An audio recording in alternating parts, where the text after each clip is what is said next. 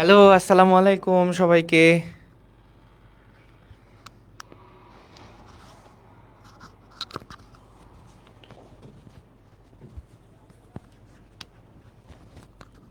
Hello hello hello, দেখো তো শুনতে পাচ্ছ কিনা, দেখতে পাচ্ছ কিনা?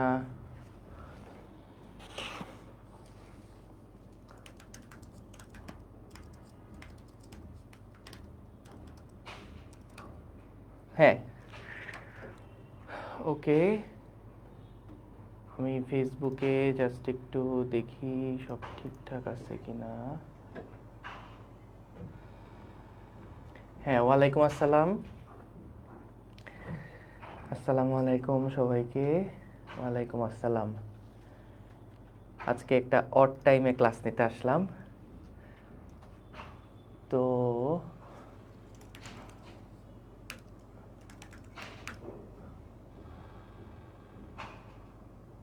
হ্যাঁ, ঠিক আছে।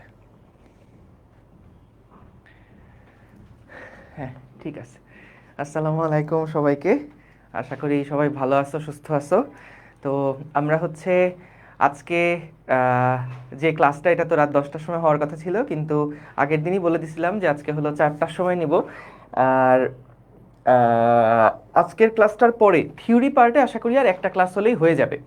এরপরে আর একটা ভাবছি ডেডিকেটেড ক্লাস রাখবো, যেখানে হচ্ছে একটু অ্যাডভান্স ম্যাথ প্রবলেম আমরা সলভ করব। হ্যাঁ, তো ঈদের আগে ওই থিওরি ক্লাস পর্যন্ত কভার হয়ে যাবে ইনশাল্লাহ, এটা নিয়ে টেনশন নাই। চশমা কই? চশমা হচ্ছে, চশমা ভাই দেখো তো চশমা পাও কিনা। ওই আমার ওই বাসায় আছে। ওকে, তো চলো আমরা শুরু করি। আমরা শুরু করব।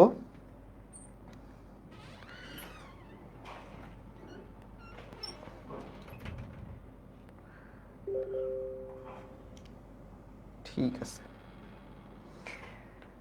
তো আমরা 11 নম্বর লেকচারে চলে আসলাম। আমাদের আর আর একটা ক্লাস হলে ওখানে আমরা ওই যে কুয়া চৌবাচ্চা রিলেটেড যে সমস্ত ম্যাথ প্রবলেমগুলো আছে সেগুলো আমরা দেখব।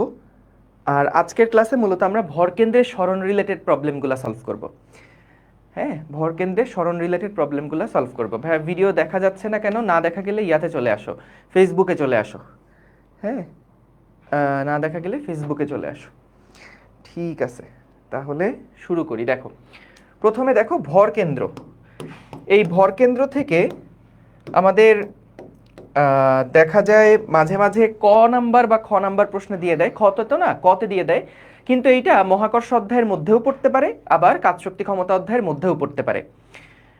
তো এই কনসেপ্টটা বোঝা আমাদের এই সামনের যে টপিকগুলো শুরু করব সেগুলোর জন্য গুরুত্বপূর্ণ।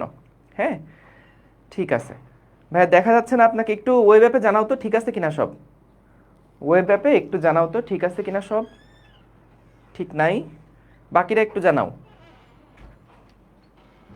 ভিডিও নাই এই যে বলতেছে ঠিক আছে। ঠিকই আছে, তাইলে ইয়া করো। যাদের ঠিক নাই তোমরা একবার লিভ নিয়ে আরেকবার জয়েন করতে পারো, অথবা ফেসবুকে চলে আসো, অথবা ফেসবুকে চলে আসো। ঠিক আছে, সবাই খাতা কলম বের করো। বিসমিল্লাহ। দেখো, তো প্রথমে কি বলছে, ভরকেন্দ্রের সংজ্ঞা কি? কোনো বিস্তৃত বস্তু বা কণার সমষ্টির ভরকেন্দ্র কি? ভরকেন্দ্র হচ্ছে এমন একটা বিন্দু যার মধ্য দিয়ে বল প্রয়োগ করলে বস্তুটিতে শুধুমাত্র রৈখিক গতি সৃষ্টি হয়, কোনো আবর্ত গতি সৃষ্টি হয় না। মনে করো এইটা আমাদের একটা সুষম রড। হ্যাঁ, এই সুষম রডের মনে করলাম এইটা হচ্ছে আমাদের ভরগুলার কেন্দ্র, ভরের কেন্দ্র।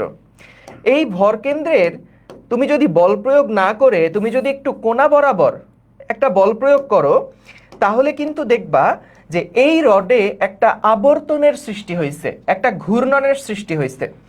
কিন্তু তুমি যদি একদম ঠিক বরাবর ভরকেন্দ্র বরাবর তুমি যদি একটা বল প্রয়োগ করো, তখন কিন্তু দেখা যাবে যে আমাদের যে সুষম রডটা, সেই রডটা একদম রৈখিক একটা গতি পাইছে। এইভাবে করে রডটা তখন চলা শুরু করবে। কিন্তু যদি ভরকেন্দ্র বরাবর না দিয়ে তুমি এটাকে একটু ডিফারেন্ট কোনো একটা দিকে দাও, তখন দেখা যাবে যে এখানে একটা আবর্তন গতির সৃষ্টি হয়েছে।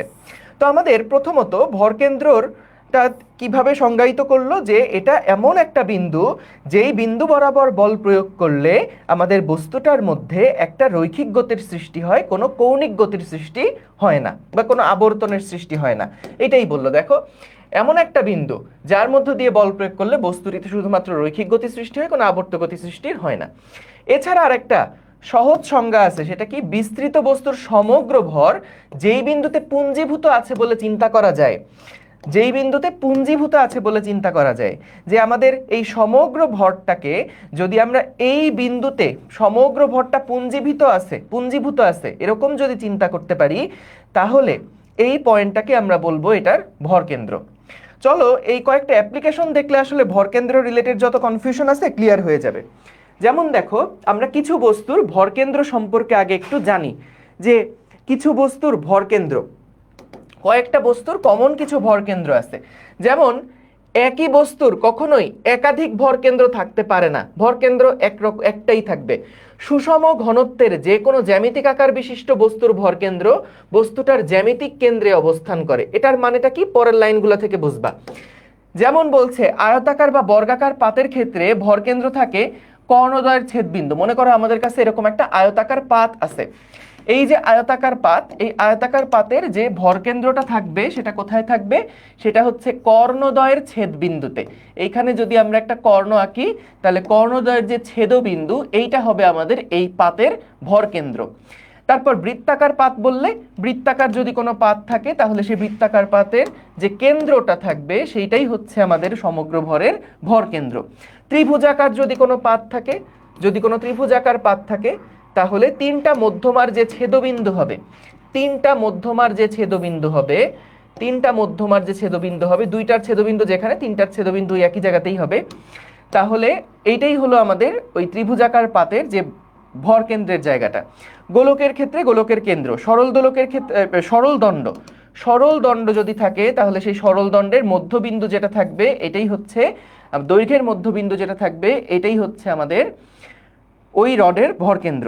চোং বা আমাদের নিরেট সিলিন্ডার যেগুলা, ফাঁপা সিলিন্ডারের ক্ষেত্রে ভরকেন্দ্র কোথায় থাকবে? দৈর্ঘ্যের মধ্যবিন্দুতে। কোনো বস্তুর ভরকেন্দ্র বস্তুটার উপাদানের বাইরেও থাকতে পারে, যেমন বৃত্তাকার আংটার ভরকেন্দ্র বৃত্তের কেন্দ্রে। যেটা বললো এখানে যে ধরো ভরকেন্দ্র যে ভরের ওপরেই থাকতে হবে এরকম না। আমরা যদি এটাকে একটা চাকতি চিন্তা না করে একটা চুড়ি চিন্তা করি, একটা রিং চিন্তা করি, তাহলে এই রিংয়ের ভরকেন্দ্র কিন্তু কোনো ভরের উপরে অবস্থান করবে না। এই রিংয়ের ভরকেন্দ্র থাকবে হচ্ছে আমাদের এই জায়গাতে, একদম বৃত্তের কেন্দ্রে, যেখানে কোনো ভর নাই। তাহলে খেয়াল করো যে এখানে আমাদের দুইটা কথা বললো, একটা হচ্ছে একই বস্তুর একাধিক ভরকেন্দ্র থাকতে পারে না, এটা একটা পয়েন্ট। আর আরেকটা পয়েন্ট হচ্ছে যে উপাদানের বাইরেও থাকতে পারে। এই যে এখানে আমাদের উপাদান ছিল, এখানে আমাদের উপাদানগুলো ছিল, কিন্তু উপাদানের বাইরেও কিন্তু ভরকেন্দ্র থাকতে পারে। আর বস্তুর আকার যদি পরিবর্তন হয়ে যায় তাহলে ভরকেন্দ্রও পরিবর্তন হয়ে যাবে। এখন একটা কমন কনফিউশনের জায়গা আছে, সেটা হচ্ছে ভাইয়া ভরকেন্দ্র এবং ভারকেন্দ্র। ভরকেন্দ্র কোনগুলা এবং ভারকেন্দ্র কোনগুলা? দেখো, ভরকেন্দ্র হচ্ছে ভরগুলার গড় কোন বিন্দুতে আছে, আর ভারকেন্দ্র হচ্ছে এমজি গুলার গড় কোন বিন্দুতে আছে। দেখো, আমরা আগে ভরকেন্দ্র বের করাটা শিখি, তারপরে ভারকেন্দ্র সহজে বুঝতে পারবা। যেমন দেখো, ভরকেন্দ্রের ক্ষেত্রে আমাদের মনে করো দুইটা, একটা কাজ করি সূত্রে পরে আসি, আগে এই প্রবলেমটা একটু খেয়াল করো। এখানে আমাদেরকে বলছে দেখো এক্স অক্ষ, এটা মনে করো আমাদের একটা এক্স অক্ষ। এই এক্স অক্ষ থেকে 5 কেজি এবং 10 কেজি ভরের দুইটা বস্তু রাখা আছে। হ্যাঁ, 5 কেজি এবং 10 কেজি ভরের দুইটা বস্তু রাখা আছে। এই বস্তুগুলো কোথায় রাখা আছে? দেখো কি বলছে, রাখা আছে মূল বিন্দু থেকে একটা আছে 4 মিটার দূরত্বে, মূল বিন্দু থেকে একটা ভর আছে 4 মিটার দূরত্বে, এই ভর আছে একটা 4 মিটার দূরত্বে, এবং আরেকটা ভর রাখা আছে 12 মিটার দূরত্বে, আরেকটা ভর রাখা আছে 12 মিটার দূরত্বে। তাহলে এদের ভরকেন্দ্রের অবস্থান কোথায় সেটা বের করতে বলছে, ভরকেন্দ্রের অবস্থান কোথায় বের করতে বলছে। আচ্ছা বলো তো, আমি যদি তোমাকে একটা ম্যাথ প্রবলেম সলভ করতে দেই, যে একটা ক্লাসরুম, সেই ক্লাসরুমে 16 বছর বয়সী স্টুডেন্ট আছে, 16 বছর বয়সী স্টুডেন্ট আছে 30 জন, এবং 17 বছর বয়সী স্টুডেন্ট আছে মনে করো 10 জন, 18 বছর বয়সী স্টুডেন্ট আছে মনে করো 2 জন। আমি যদি বলি এদের বয়সের গড় কত নির্ণয় করো, বয়সের গড় কত নির্ণয় করো, এটা হচ্ছে বয়স, আর এই পাশে আছে হলো সংখ্যা, যে কতজন স্টুডেন্টের বয়স হচ্ছে 16, 17, 18। তাহলে আমাদেরকে বললো বয়সের গড় বের করতে, বয়সের গড় বের করতে। তাহলে তুমি এটাকে কিভাবে চিন্তা করতে পারো যে এখানে আমাদের গড়টা কত হবে? দেখো আমরা কি করি, এখানে 16 বছর বয়সী সংখ্যা আছে 30 জন, তাহলে 16 গুণ 30 যোগ 17 গুণ 10, মানে আমি উপরে প্রথমে কি করব, উপরে প্রথমে সবগুলো বয়সের যোগফল আগে লিখব, তারপরে ভাগ দিব নাম্বার অফ স্টুডেন্টস দিয়ে। প্রথমে আমি উপরে কি লিখব, যতগুলো বয়স সবগুলো বয়সকে যোগ করে তারপরে তো টোটাল স্টুডেন্ট সংখ্যা দিয়ে ভাগ দিব। তাহলে 16 বছর বয়সে যেহেতু 30 জন আছে, তাহলে 16 যোগ 16 যোগ 16 যোগ 16 এভাবে করে 30টা হবে, অর্থাৎ 16 গুণ 30। তারপরে 17 গুণ 10, তারপরে আসবে হচ্ছে 18 গুণ 2, ডিভাইডেড বাই, বলো তো ভাগ দিব কি দিয়ে? 16, 17, 18 দিয়ে ভাগ দিব না, আমি তো বয়সটাই বের করতে চাই, তাহলে বয়স দিয়ে তো ভাগ দিলে হবে না। আমি যেহেতু বয়স বের করতে চাই তাই গুণাকারে আছে সংখ্যা, তাহলে সংখ্যা দিয়ে ভাগ দিব। তাহলে মোট সংখ্যা কত? 30 যোগ 10 যোগ 2, তাহলে 30 যোগ 10 যোগ 2, ঠিক আছে? তাহলে দেখো আমরা কিন্তু এইখানে মোট সংখ্যা দিয়ে যখন ভাগ করলাম তখনই কিন্তু আমরা একটা গড় বয়স কত সেটা পেয়ে গেলাম, গড় বয়স কত সেটা পেয়ে গেলাম। আচ্ছা এবার আমরা একটা কাজ করি তো, এই প্রবলেমটাকে যদি একটা সংখ্যা রেখার মাধ্যমে আমি তোমাদেরকে দেখাই, যে মনে করো এই এক্স অক্ষ বরাবর আমরা বসাবো হচ্ছে বয়সটাকে, এক্স অক্ষ বরাবর বসাবো বয়সটাকে। এইটা হলো 0 বছর বয়স, এইটা হচ্ছে মনে করো আমাদের 16 বছর বয়সের, এটা হলো 17 বছর, আর এইটা হচ্ছে 18 বছর বয়সের সংখ্যা রেখাটা। হ্যাঁ, সংখ্যা রেখাটা। এখন কি বললো দেখো, যে আমাদের এই 16 বছর বয়সী স্টুডেন্ট আছে কতগুলা? স্টুডেন্ট আছে টোটাল হচ্ছে 30 জন, 30 জন। তারপরে 17 বছর বয়সী স্টুডেন্ট আছে কতগুলা? আছে 10টা। 18 বছর বয়সী স্টুডেন্ট আছে কয়টা? 18 বছর বয়সী স্টুডেন্ট আছে টোটাল 2টা।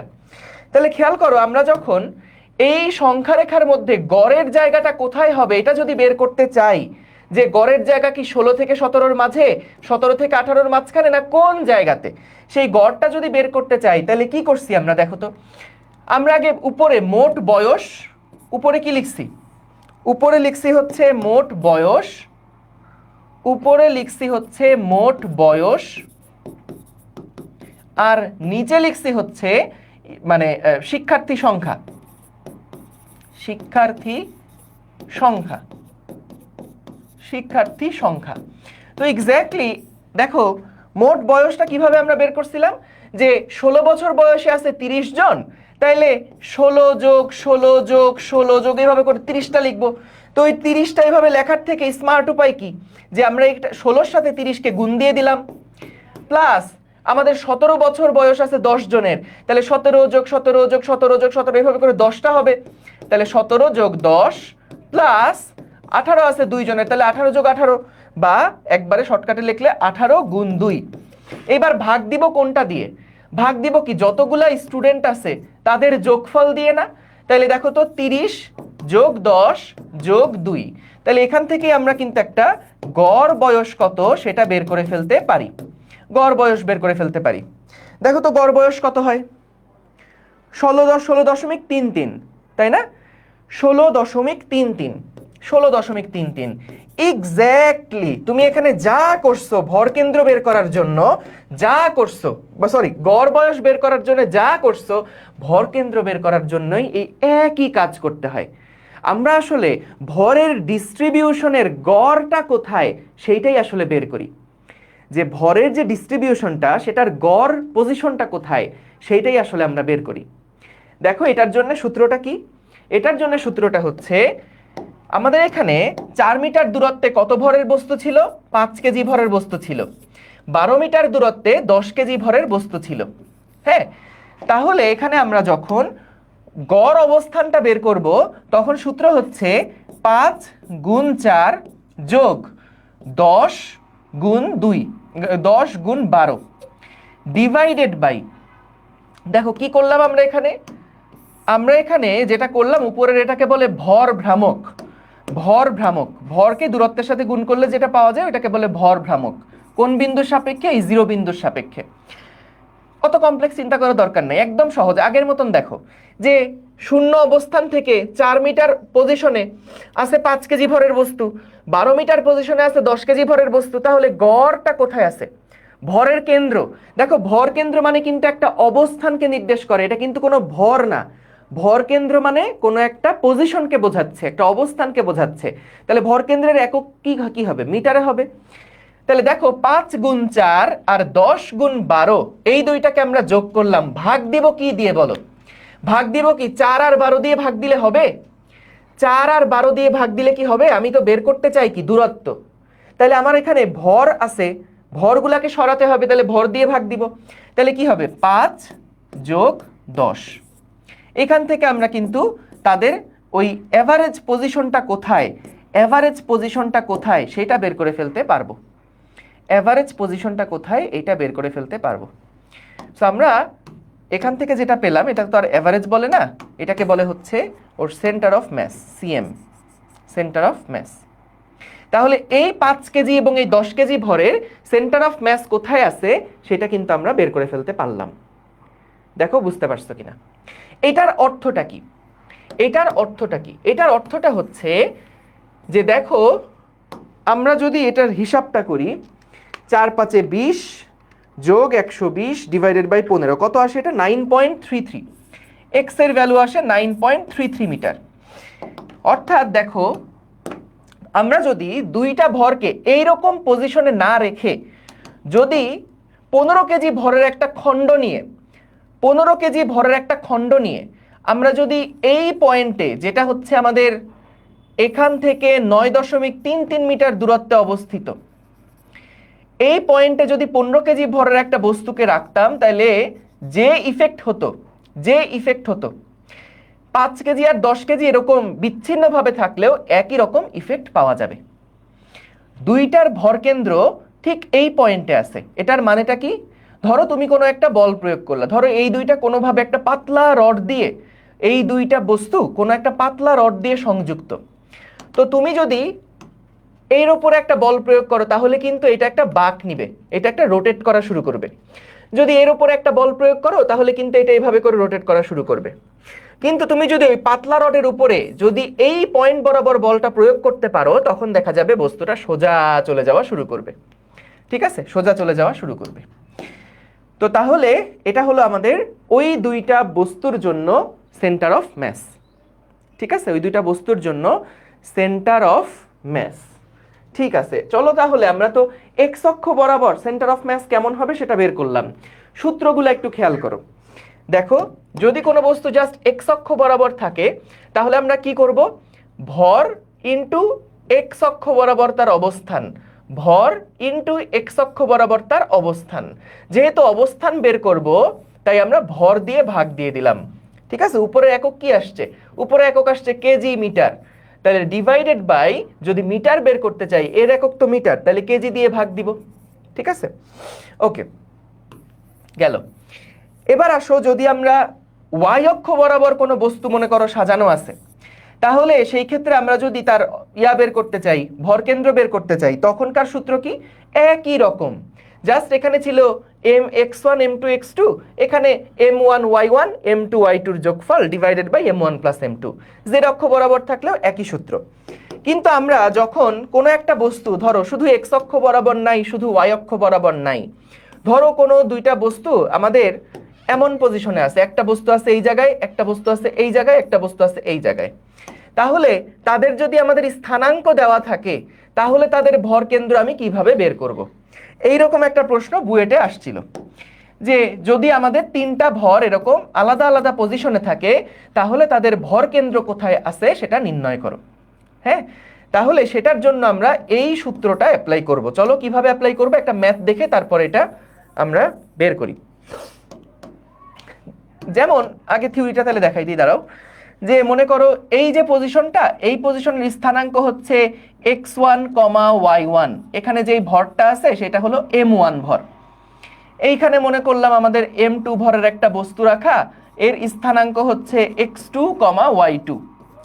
এইখানে মনে করলাম আমাদের m3 ভরের একটা বস্তু রাখা, এর অবস্থান হচ্ছে x3, y3। তাহলে খেয়াল করো আমি যদি আর মানে কি বোঝায়, অবস্থান ভেক্টর বোঝায় না, অবস্থান ভেক্টর বোঝায় না। তাহলে এটার অবস্থান ভেক্টর যদি r1 হয়, বলো তো r1 ভেক্টরকে আমি কিভাবে লিখতে পারি? x1 i cap plus y1 i j cap, এভাবে লিখতে পারি না আর ভেক্টরটাকে? r1 অবস্থান ভেক্টরটাকে এভাবে লিখতে পারি। একইভাবে যদি চাই যে r2 ভেক্টরটাকে লিখতে, তাহলে কিভাবে লিখতে পারি? r2 ভেক্টর সমান সমান হবে x2 i cap plus y2 j cap, এবং r3 যেই অবস্থান ভেক্টরটা সেটা সমান আমরা লিখতে পারবো কি x3 i cap plus y3 j cap.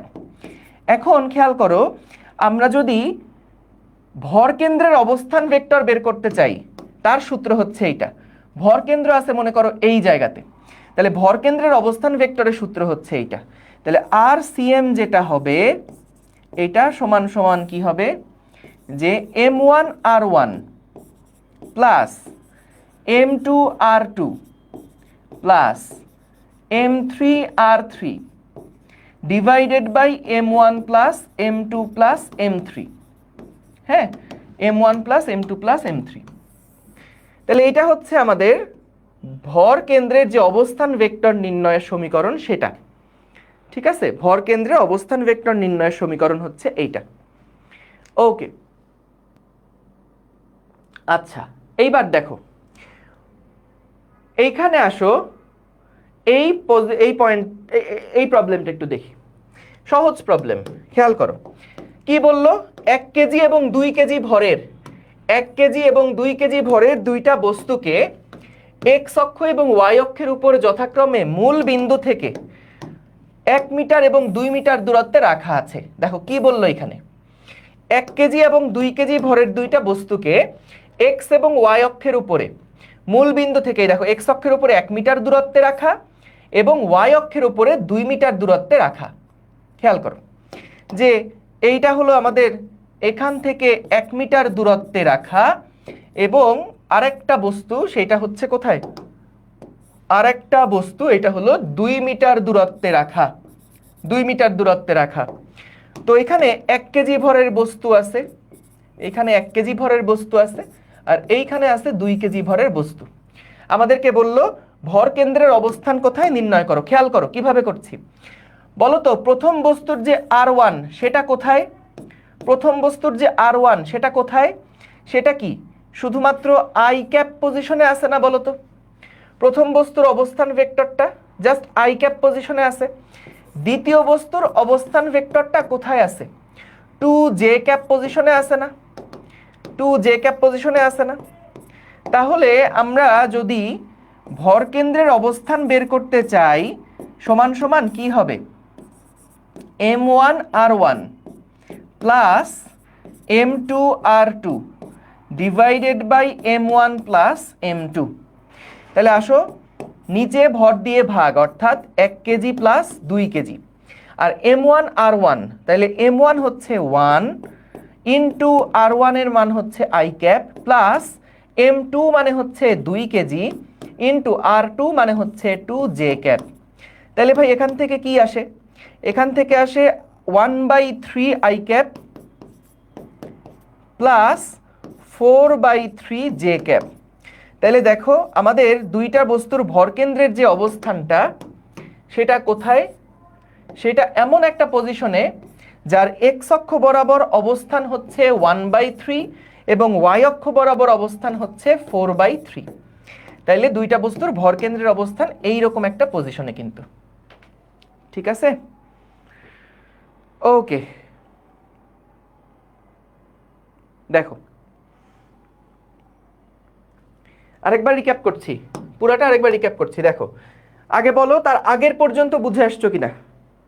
বয়সের জিনিসটা বুঝলে আসলে কেন ভরকেন্দ্রের সূত্র এরকম, আশা করি একটা আইডিয়া পাবা। কারণ এটা জাস্ট একটা গড় দূরত্ব বের করা, বুঝছো, যে এত ভরের বস্তু যদি এত দূরত্বে থাকে, এত ভরের বস্তু যদি এত দূরত্বে থাকে, তাহলে গড় দূরত্বটা আসলে কোথায়, ভরগুলার গড় দূরত্ব আসলে কোন জায়গায়। ওকে, এইটাকে এইখানে আনলে ভালো হতো। হ্যাঁ ঠিক আছে।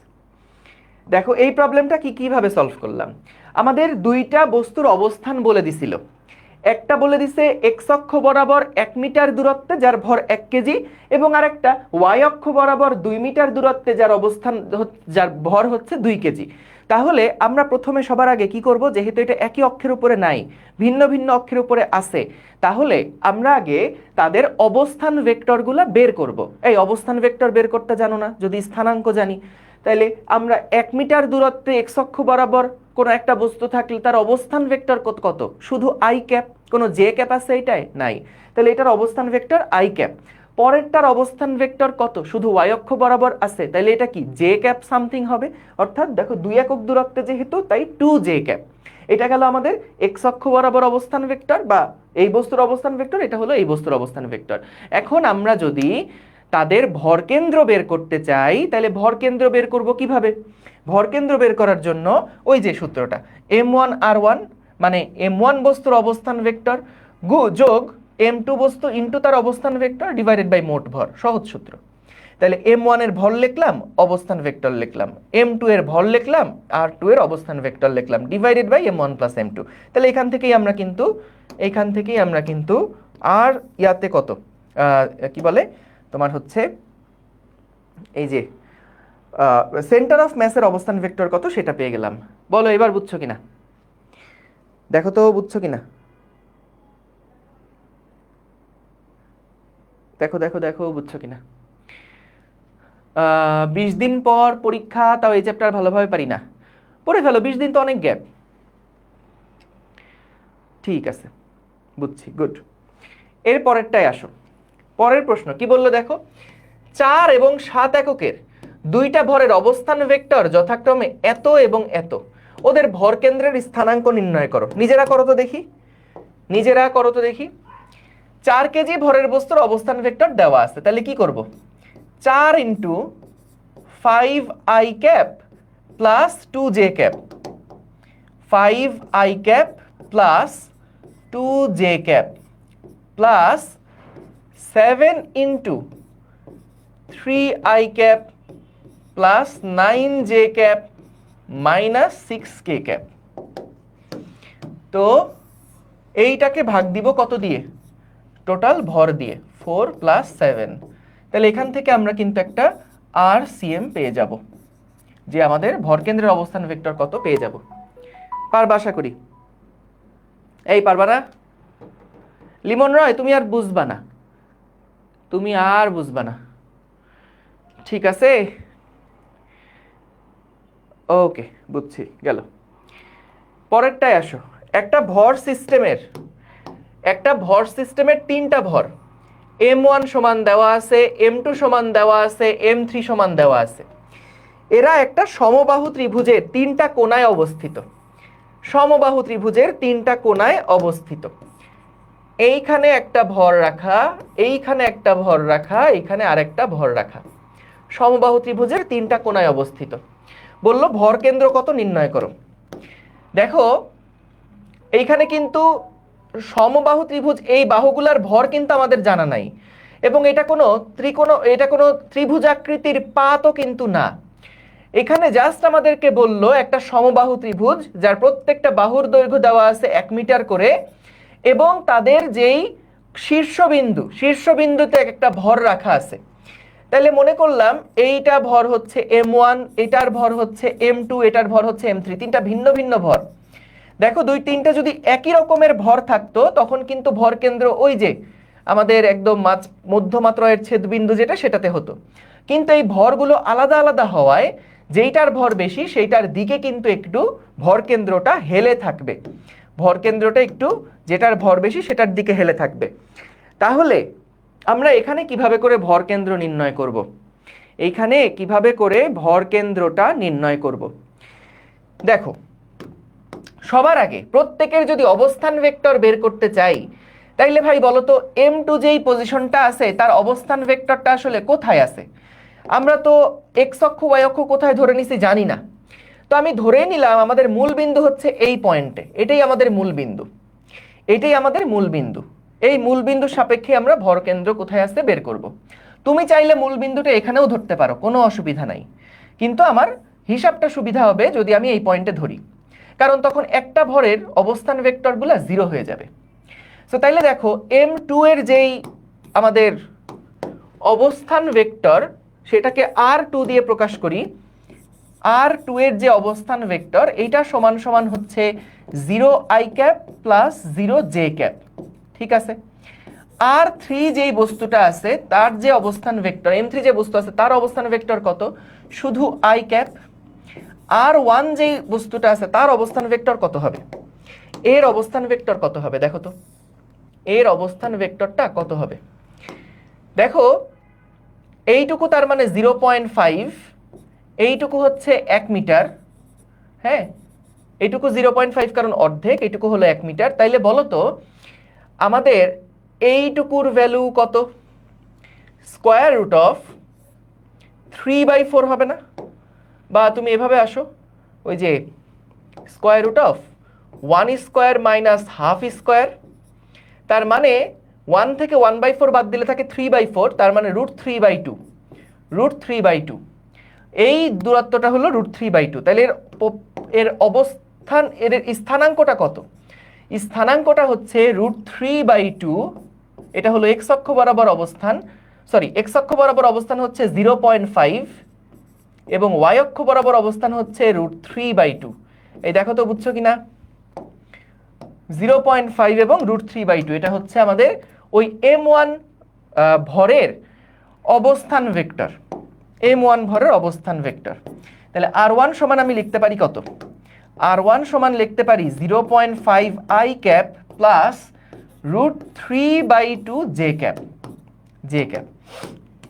তাহলে এইবার দেখো যে আমাদের ভর কেন্দ্র নির্ণয় করতে বলছে। তাহলে সহজ, যেহেতু আর গুলা পেয়ে গেছি, তাহলে আর সিএম সমান সমান কত হবে, m1 r1 plus m2 r2 plus m3 r3 divided by m1 plus m2 plus m3। তাহলে এখান থেকে আসে m1 মানে কত ছিল, m1 মানে ছিল 1 কেজি। তাহলে 1 into 0.5i cap plus √3/2 J cap plus m2 মানে হচ্ছে যত ভরই হোক না কেন আমাদের এখানে অবস্থান ভেক্টর কিন্তু 0, প্লাস মানে 0i প্লাস 0j। তারপরে m3 r3 মানে কত হবে, m3 মানে হচ্ছে 3 কেজি, r3 মানে হচ্ছে just i cap divided by 1 KG plus 2 KG plus 3 KG. তাহলে এখান থেকে আমরা আর সিএম কত এটা বের করে ফেলতে পারবো। ঠিক আছে, ওকে। হ্যাঁ লিমন, অসুবিধা নাই, অপূর্বটা করে রাখলেও হবে, আর্কাইভ করলেও হবে, কোনো অসুবিধা নাই।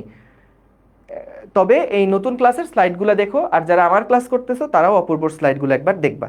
যদি কোনো নতুন ম্যাথ পাও কোনো ক্লাসে সেগুলো নোট খাতায় তুলে নিবা। আর অনেকে জিজ্ঞেস করছো কয়টা ক্লাস লাগবে, আমাদের ক্লাস লাগবে হচ্ছে কয়টা বলো তো, আমাদের ক্লাস লাগবে হচ্ছে এটার পরে আর একটা ক্লাস লাগবে। একটা ক্লাসে ইনশাল্লাহ থিওরি পার্টগুলো কাভার হয়ে যাবে, কিন্তু আমি কিছু চাই অ্যাডভান্স ম্যাথ প্রবলেম কয়েকটা দেখাতে, সেটার জন্য হয়তো আরেকটা ক্লাস লাগবে। এখন যদি দেখি ওই আরেকটা ক্লাস আমাদের ঈদের পরে হয়ে যাচ্ছে, তাহলে চেষ্টা করব ওই অ্যাডভান্স ক্লাসটা রেকর্ড দিয়ে দিতে। ঠিক আছে, ওকে। এই আমি নতুন কেমনে শুরু করলে সিলেবাস শেষ হবে এগুলা ইয়াতে জিজ্ঞেস করবা, ডিসকাশন গ্রুপে জিজ্ঞেস করবা। ঠিক আছে, ওকে, বুঝছি তাহলে। ঠিক আছে, ওকে, ঠিক আছে। তাহলে আমরা ভর কেন্দ্রের অবস্থান কিভাবে বের করতে হয় এগুলো আমরা শিখলাম। দেখো এখন ভাইয়া এই যে ভর কেন্দ্রের অবস্থান বের করা শিখলাম, যেটা বলছিলাম এই টাইপের প্রশ্নগুলা কখনো কখনো মহাকর্ষ চ্যাপ্টারের মধ্যে চলে যায়, আবার কখনো কখনো এই চ্যাপ্টারের মধ্যে চলে আসে। তো এইটা নিয়ে কনফিউজড হও না যে ভাই এটা তো এই চ্যাপ্টারের অংশ কি না, না এগুলার মধ্যে থেকো না, কারণ এই টপিকটা থেকে কিন্তু প্রশ্ন বুয়েটে আসে এবং ভর কেন্দ্র বের করার রিলেটেড প্রশ্ন দেখে রাখাটা ভালো। এবং আমরা কেন এই টপিকটা এখানে নিয়ে আসলাম, তার কারণ হচ্ছে আমরা আজকে মূলত ভর কেন্দ্রের সরণ রিলেটেড কিছু ম্যাথ প্রবলেম সলভ করব।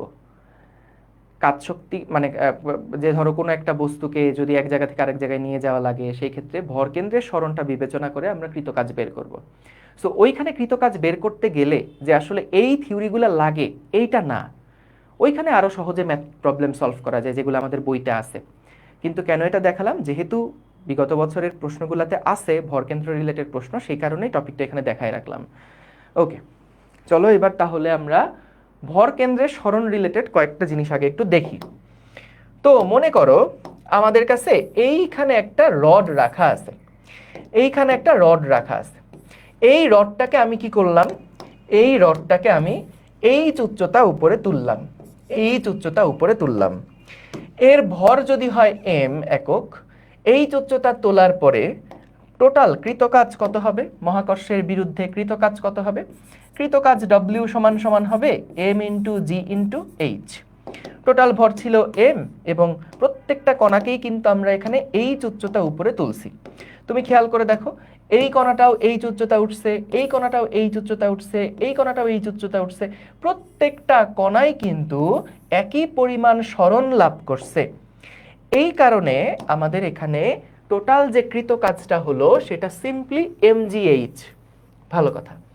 এইবার খেয়াল করো, যদি এমন হয়, যদি এমন হয় যে আমরা ওই চিকন রডটাকে এইবার শোয়ানো অবস্থা থেকে, আমরা ওই চিকন রডটাকে শোয়ানো অবস্থা থেকে দাঁড়া করায় দিলাম, ওই চিকন রডটাকে আমরা এবার শোয়ানো অবস্থা থেকে এরকম দাঁড়া করায় দিলাম, তখন আমাদের খেয়াল করে দেখো কৃত যে কাজ W সমান সমান mgh যে আমি বসাবো, mgh যে আমি বসাবো, আমাদেরকে বলে দিছে যে এই পুরা রডের দৈর্ঘ্য হচ্ছে L একক, পুরা রডের দৈর্ঘ্য হচ্ছে L মিটার, হ্যাঁ L মিটার দৈর্ঘ্য। তাহলে এটাকে যখন খাড়া লম্বভাবে রাখা হবে তখন কৃতকাজ কত হবে নির্ণয় করো। খেয়াল করো আমাদের এই যে পয়েন্টটা, এই পয়েন্টটা কিন্তু ঠিক H মিটার উচ্চতা বা L মিটার উচ্চতা সেটা উঠছে, কিন্তু বলতো এইখানে যে পয়েন্টটা আছে সেই পয়েন্টটা কিন্তু দেখো অল্প একটু উচ্চতা উঠছে, ও কিন্তু L মিটার উচ্চতা উঠে নাই। এইখানের যে পয়েন্টটা সে কিন্তু L মিটার উচ্চতা উঠে নাই, এইখানে যে পয়েন্টটা সেটা তার থেকে আরেকটু উচ্চতা বেশি উঠছে, এখানে যে পয়েন্টটা তার থেকে আরেকটু বেশি উচ্চতা উঠছে। অর্থাৎ আমি যদি এরকম শোয়ানো অবস্থা থেকে এটাকে খাড়া করে রাখতে চাই এবং তখনও যদি কেউ এসে আমাকে বলে যে কৃতকাজ হচ্ছে mg ইন্টু L, তাইলে কিন্তু আমি মানব না। কারণ এখানে L সরণটা হয়েছে শুধুমাত্র এই একটা বিন্দুর, এই একটা বিন্দুর সরণ হয়েছে, উলম্ব বরাবর সরণ হয়েছে L, কিন্তু অন্য আর কোনো পয়েন্টের কিন্তু সরণ L মিটার হয় নাই। তাইলে যখন তুমি দেখবা যে কোনো বস্তুকে সরানোর ফলে, কোনো বস্তুকে বা কোনো বস্তুর অবস্থান পরিবর্তনের ফলে, কোনো বস্তুর অবস্থান পরিবর্তনের ফলে বস্তুর ভিন্ন ভিন্ন কণার, বস্তুর ভিন্ন ভিন্ন কণার সরণ ভিন্ন ভিন্ন হবে, ভিন্ন ভিন্ন কণার সরণ ভিন্ন ভিন্ন হয়। কোনো বস্তুর অবস্থান পরিবর্তনের ফলে বস্তুর ভিন্ন ভিন্ন কণার সরণ ভিন্ন ভিন্ন হয়, তখন ভর কেন্দ্রের সরণ বিবেচনা করতে হয়, তখন ভর কেন্দ্রের সরণ বিবেচনা করতে হয়, তখন ভর কেন্দ্রের সরণ বিবেচনা করতে হয়। ঠিক আছে, তখন আমরা ভর কেন্দ্রের যে সরণ সেটাকে বিবেচনা করব। আচ্ছা ভালো কথা, আরেকটা জিনিস বলে রাখি, ভর কেন্দ্র এবং ভার কেন্দ্রের মধ্যে পার্থক্যটা কি এখন বুঝবা সহজেই। বলো তো ভর কেন্দ্র আমরা মূলত কি করছি, ভরগুলার গড় করছি না? ভর কেন্দ্র আমরা কি করছি, ভর কেন্দ্র বের করার জন্য প্রত্যেকটা ভরের গড় বিন্দুটা কোথায় সেটা বের করছি। আর ভার কেন্দ্র হচ্ছে ভরের গড় না, ভার কেন্দ্র হচ্ছে এমজি গুলার গড়, এমজি গুলার গড়। তার মানে কি, যে মনে করো আমি দেখলাম এই পয়েন্টে কি m1 r1 লিখছি, m2 r2 লিখছি, m3 r3 লিখছি না? যদি ভার কেন্দ্র বের করতে চাইতাম তখন কি করতাম জানো? সিম্পলি আমরা তখন ভার কেন্দ্র বের করার জন্য, মানে সেন্টার অফ ম্যাস না, তখন আমরা ভার কেন্দ্রের ইংরেজি হচ্ছে centre of gravity, centre of gravity. তখন কি কাজ করতাম দেখো, m1 g1 r1 plus m2 G2 R2 plus M3 G3 R3 divided by আমাদের M1 G1 plus M2 G2 plus M3 G3। এখন অধিকাংশ ক্ষেত্রেই ভরকেন্দ্র আর ভারকেন্দ্র একই বিন্দু হয়ে যায়। অধিকাংশ ক্ষেত্রেই ভরকেন্দ্র আর ভারকেন্দ্র একই বিন্দু হয়ে যায়। কেন? কারণ হচ্ছে বলতো আমাদের এই পয়েন্টে যে জি এর মান আর 1 মিটার দূরত্বে যে জি এর মান আর 0.5 মিটার দূরত্বে যে জি এর মান, এই জি তিনটার মান কি ভাই একই রকম না? এগুলার মধ্যে কোনো পার্থক্য তুমি করতে পারবা না। তাহলে প্রত্যেকটা পয়েন্টে যদি জি এর মান একই রকম হয় তখন কিন্তু ভাইয়া এই সবগুলা জি কমন নিলে উপরে নিচে কাটাকাটি হয়ে যায়, যার ফলে এই আর সিজি তখন আর সেন্টার অফ ম্যাস এর সমান জায়গাতে হয়ে যায়। সেন্টার অফ ম্যাস যেই পয়েন্টে থাকে সেন্টার অফ গ্র্যাভিটি সেই পয়েন্টেই থাকে। কিন্তু বলতো কখন সেন্টার অফ গ্র্যাভিটি আর সেন্টার অফ ম্যাস সমান জায়গাতে থাকবে না? যখন এটা অনেক বিস্তৃত একটা বস্তু থাকবে, এত বিস্তৃত একটা বস্তু থাকবে যে এক পয়েন্টে G1 এর মান আরেক পয়েন্টের G2 এর মানের থেকে ডিফারেন্ট হয়ে যাবে। অনেক বিস্তৃত একটা বস্তুর জন্য কিন্তু তখন খুবই স্লাইটলি দেখা যাবে আমাদের সেন্টার অফ ম্যাস আর সেন্টার অফ গ্র্যাভিটির মধ্যে একটা পার্থক্য দেখা যাবে। বুঝতে পারছো? তো তাহলে এটা মাথায় রেখো। আদতে আমরা কিন্তু নর্মালি এগুলা কোনো হিসাবের মধ্যে পড়ে না, মানে ভরকেন্দ্র দিয়ে হিসাব করলেও যা হবে ভারকেন্দ্র দিয়ে হিসাব করলেও একই হবে। কারণ আশা করি বুঝছো।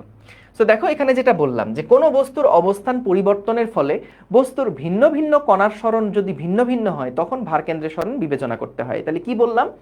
তখন কি বললাম যে এইখানে আমরা দেখব আমাদের যেহেতু এক একটা পয়েন্টের সরণ এক এক রকম হচ্ছে, তাইলে আমরা এখানে ভরকেন্দ্রের অবস্থানটা দেখব এবং চিন্তা করব যে সমগ্র ভরটা এই পয়েন্টে পুঞ্জীভূত আছে।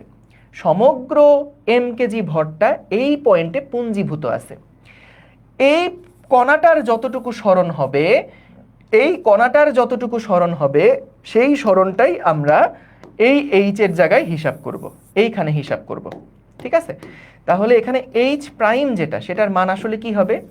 এম ইন্টু জি ইন্টু দেখো ভরকেন্দ্রের সরণটা কতটুকু। যখন এটাকে খাড়া করে রাখলা, এটা যেহেতু একটা সুষম রড, তাইলে বলো তো যেহেতু সুষম রড তাইলে আমরা এইটুকু দূরত্ব ভাইয়া কত হবে? এইটুকু দূরত্ব কি L/2 না? যেহেতু সুষম রড, তাহলে যখন এটাকে আমি খাড়া উপরের দিকে রাখলাম তখন এটা কি ভূমি থেকে L/2 দূরত্ব উচ্চতা উপরে উঠলো না? তাহলে mg L/2 এইটা হচ্ছে কি আমাদের কৃতকাজ নির্দেশ করছে। তাহলে এটা অনেকের মধ্যে কনফিউশন থাকে যে ভাইয়া কখন ভরকেন্দ্র দিয়ে করব আর কখন সরাসরি mgh দিয়ে করব। এটা এখন থেকে ক্লিয়ার হয়ে নাও যে কখন আমরা ভরকেন্দ্রের কনসেপ্টটা ইউজ করি, যখন আমরা দেখব কোনো একটা বস্তুকে একটা অবস্থান থেকে অন্য একটা অবস্থানে নেওয়ার ফলে এক এক বিন্দুর অবস্থান এক এক রকম হয়েছে, এক এক বিন্দুর সরণ এক এক রকম হয়েছে, তখন আমরা সম্পূর্ণ ভরটাকে একটা বিন্দু ভর হিসাবে চিন্তা করব এবং তার অবস্থানটা মনে করব ভরকেন্দ্রে আছে। তাহলে ওই ভরকেন্দ্র থেকে তার ওই ভরকেন্দ্রটার যতটুকু সরণ হবে, ওই ভরকেন্দ্রটার যতটুকু সরণ হবে সেইটাই হচ্ছে কি আমাদের ওই ভরকেন্দ্রের সরণটা যতটুকু হবে সেইটাই হচ্ছে আমাদের এই মূল সরণের মধ্যে আমরা বসাবো, বা mgh এর ওই h এর মধ্যে আমরা এটাকে বসাবো। বুঝতে পারছো? mgh এর h এর মধ্যে আমরা এটাকে বসাবো। তাহলে বলো তো যদি আমার কাছে এখন এরকম একটা ম্যাথ প্রবলেম থাকে, ধরো এরকম একটা ম্যাথ প্রবলেম আমার কাছে আছে, হ্যাঁ, অনেক টাইপের প্রবলেম আসলে দেওয়া যায় এখান থেকে। যে মনে করো আমরা একটা কাজ করলাম, আচ্ছা আগে একদম সিম্পলি একটা দেখাই আগে। ধরো এখানে আমাদের কোনো একটা পাতলা রড আছে, ভর একদম নগণ্য, পাতলা একটা রড আছে যার ভর একদমই নগণ্য। এইখানে মনে করো আমাদের কাছে কয়েকটা ভর রাখা, এইখানে মনে করো আমাদের কাছে কয়েকটা ভর রাখা আছে, হ্যাঁ, এবং কয়েকটা ভর ভিন্ন ভিন্ন আছে। ধরো এখানে আমাদের এইটার ভর হচ্ছে 1 কেজি বললো একটা বিন্দু ভর, এইটার ভর বলে দিল 2 কেজি একটা বিন্দু ভর, এইটার ভর বলে দিল 3 কেজি একটা বিন্দু ভর, হ্যাঁ। এবং ধরো বলল আচ্ছা এই রডটা কিন্তু এই রডের কিন্তু ভর একদম নগণ্য। হ্যাঁ, এই রডের যে ভর, রডের ভর একদম নগণ্য, জাস্ট কোনোভাবে এদের সাথে অ্যাটাচড অবস্থায় আছে। মানে ওই 3 কেজি ভরের তুলনায় বা 1 কেজি 2 কেজি 3 কেজি ভরের তুলনায় এর ভর একদম নগণ্য, এটাকে ইগনোর করা যায়। তো এখানে আমাদের বিভিন্ন অবস্থান দেওয়া আছে, এখানে আমাদের বিভিন্ন অবস্থান দেওয়া আছে। কীরকম অবস্থান দেওয়া আছে? যে ধরো আমরা যদি এভাবে চিন্তা করি, এখান থেকে এই পর্যন্ত যেই দূরত্ব, ধরো বলল যে এখান থেকে এই পর্যন্ত যেই দূরত্ব, এইটা হচ্ছে, বা একটা কাজ করি, R1 যেই দূরত্বটা সেটা হচ্ছে বলে দিল ধরো 2i ক্যাপ, R2 যেই দূরত্বটা এইটা বলে দিল 3i ক্যাপ, আর 3 যেই দূরত্বটা এটা বলে দিল ধরো 5i ক্যাপ। এরকম বিভিন্ন পজিশনে এই ভরগুলো রাখা আছে। এখন আমাদেরকে কি বলছে শোনো, যদি সিস্টেমটাকে 30 ডিগ্রি কোণে বাঁকানো হয়, যদি সিস্টেমটিকে 30 ডিগ্রি কোণে বাঁকানো হয়, তাহলে কৃত কাজ কত? তাহলে কৃত কাজ কত? দেখো প্রশ্ন বুঝছো কিনা। আমাদেরকে বলল যদি এই সিস্টেমটাকে আমরা 30 ডিগ্রি কোণে বাঁকাই, তাহলে কৃত কাজ কত হবে? আয় হায়, ওটা মুছে দিলাম নাকি? আচ্ছা যাই হোক, অসুবিধা নেই। তাহলে এটা আমাদের কৃত কাজ কত হবে? যদি সিস্টেমটাকে 30 ডিগ্রি কোণে বাঁকানো হয় তাহলে কৃত কাজ কত হবে? এই প্রশ্ন বুঝছো? প্রশ্ন কি বুঝেছো? দেখো, তাইলে সবার আগে আমরা এখানে আসলে এটাকে বিভিন্নভাবে অ্যাপ্রোচ করতে পারি। হ্যাঁ, এইখানে আমরা এটাকে বিভিন্নভাবে এটাকে আমরা অ্যাপ্রোচ করতে পারি। যেমন প্রত্যেকটা ভর যদি 30 ডিগ্রি কোণে বেঁকে যায়, প্রত্যেকটা ভর যদি 30 ডিগ্রি কোণে বেঁকে যায়, তাহলে আলাদা আলাদা করে কৃত কাজ বের করে এরপরে সবগুলাকে একবারে যোগ করে দিতে পারি, যেটা অনেক লম্বা একটা মেথড হয়ে যাবে। কিন্তু খুব স্মার্ট অ্যাপ্রোচ হচ্ছে তুমি যদি এদের ভর কেন্দ্রের অবস্থানটা বের করো, RCM, তাদের সেন্টার অফ ম্যাসটাকে বের করে ফেলো, তাহলে সেন্টার অফ ম্যাস কত হচ্ছে দেখো তো। সেন্টার অফ ম্যাস হচ্ছে 1 কেজি ইন্টু 2 যোগ 2 কেজি ইন্টু 3 যোগ 3 কেজি ইন্টু 5 ডিভাইডেড বাই 1 যোগ 2 যোগ 3। তাহলে এটা তো আসলে একই রেখা বরাবর, তাই আর এর যে অবস্থানটা সেটা আলটিমেটলি সবগুলাই আই ক্যাপ পজিশনেই থাকবে। তো ঠিক আছে, আমরা এটা যেহেতু এক্স অক্ষ বরাবর অবস্থান, তাই এক্স অক্ষ বরাবর কোন পজিশনে থাকবে সেটা বুঝতে পারবো। দেখো নিচে ভাগ করলে কি হবে, 3 4 5, নিচে হবে 6 আর এখানে 2, 3 দুগুণে 6 মানে 8, আর 3 5 15 আর 8 মানে হচ্ছে 23, তাই না? 23 বাই 6 মানে কত? 24, যেহেতু তাহলে 3 দশমিক সামথিং হওয়ার কথা, 3.83 সেন্টিমিটার। এইটা হলো আমাদের 8 সেন্টিমিটার। এখন চিন্তা করো যে আমাদের কোনো একটা কণা মনে করো এইরকম একটা পজিশনে আছে, 3.83 সেন্টিমিটারে কোনো একটা কণা আছে। এখন এই কণাটাকে যদি তুমি 30 ডিগ্রি কোণে বাঁক নেওয়াও, এই কণাটাকে যদি 30 ডিগ্রি কোণে বাঁক নেওয়াও, হ্যাঁ, এই যে 3.83 দৈর্ঘ্য, এটাই তো তাদের ভরকেন্দ্র ছিল। তাহলে এই ভরকেন্দ্রটাকে তুমি যদি 30 ডিগ্রি কোণে বাঁক নেওয়াও, তখন আমাদের কি ভারকেন্দ্রের সরণটা চিন্তা করতে হবে না? যে ভারকেন্দ্রের অবস্থানটা কতটুকু পরিবর্তন হয়েছে সেটা দেখতে হবে না? তাহলে ভারকেন্দ্রের যে অবস্থান পরিবর্তন, এটাকে যদি এইচ বলি, তাহলে এইচ এর মানটা কত হবে? এইচ সমান সমান হবে 3.83 সাইন 30 ডিগ্রি। তাহলে কৃত কাজ ডাব্লিউ সমান সমান টোটাল ভর কত? 1 যোগ 2 যোগ 3, এটা হলো টোটাল ভর, into G into 3.83 sine 30 degree, sine 30 degree. দেখো বুঝছো কিনা? এইটা এক লাইনে হয়ে গেল।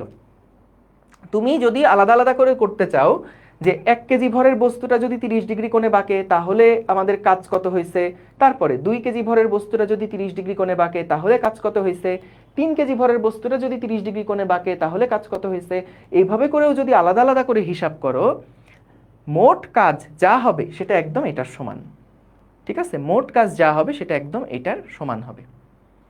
বুঝতে পারছো? দেখো প্রবলেম বুঝছো কিনা আর সলভ বুঝছো কিনা দেখো তো।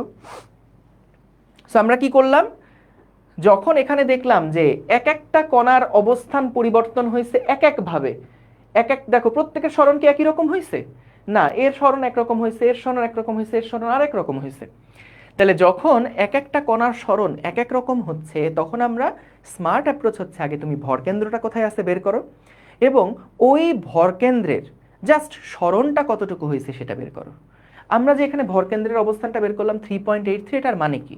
এটার মানে হচ্ছে তুমি ধরে নাও এই তিনটা স্ট্রাকচার ভিন্ন ভিন্ন এরকম দূরত্বে থাকা, যে কথা 6 কেজি ভরের বস্তু এখান থেকে 3.83 সেন্টিমিটার দূরে থাকা একই কথা।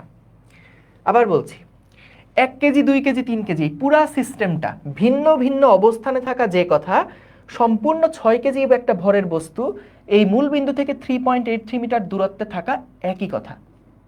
অর্থাৎ ওই পুরা সিস্টেমটাকে আমরা এখানে পুঞ্জীভূত করে ফেলছি, পুরা সিস্টেমটাকে এই 3.83 মিটার দূরত্বে পুঞ্জীভূত করে ফেলছি। তাহলে এখানে আর বিচ্ছিন্ন কোনো ভর নাই, ভর আছে একটাই, সেটা এই পয়েন্টে। তাহলে একটা বিন্দু ভর, সেটাকে যদি তুমি এখান থেকে এরকম 30 ডিগ্রি কোণে বাঁকাও, কারণ আলটিমেটলি তো রড ধরেই বাঁকাইছো, তাহলে ওইটাকে যদি তুমি 30 ডিগ্রি কোণে বাঁকাও, তাহলে আমাদের কৃত কাজ কত হচ্ছে? mg ইন্টু এই হাইটটুকু। তাহলে এখান থেকে আমাদের 3.83 সাইন 30 ডিগ্রি। এই দেখো বুঝছো কিনা?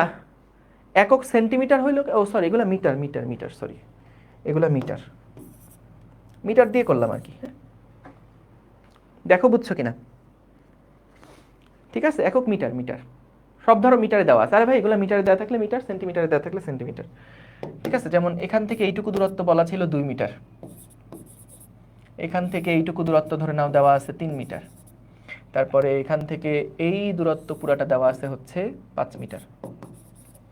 ঠিক আছে, এইভাবে করে বিভিন্ন দূরত্ব দেওয়া। না এটা দেখলে বাজে লাগতেছে।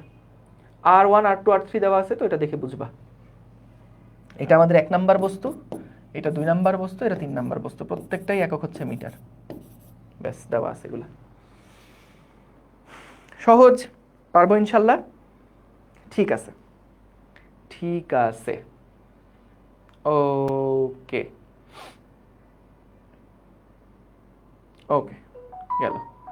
পরের প্রবলেমটা একটু দেখো, এখানে কি বললো? এত সেন্টিমিটার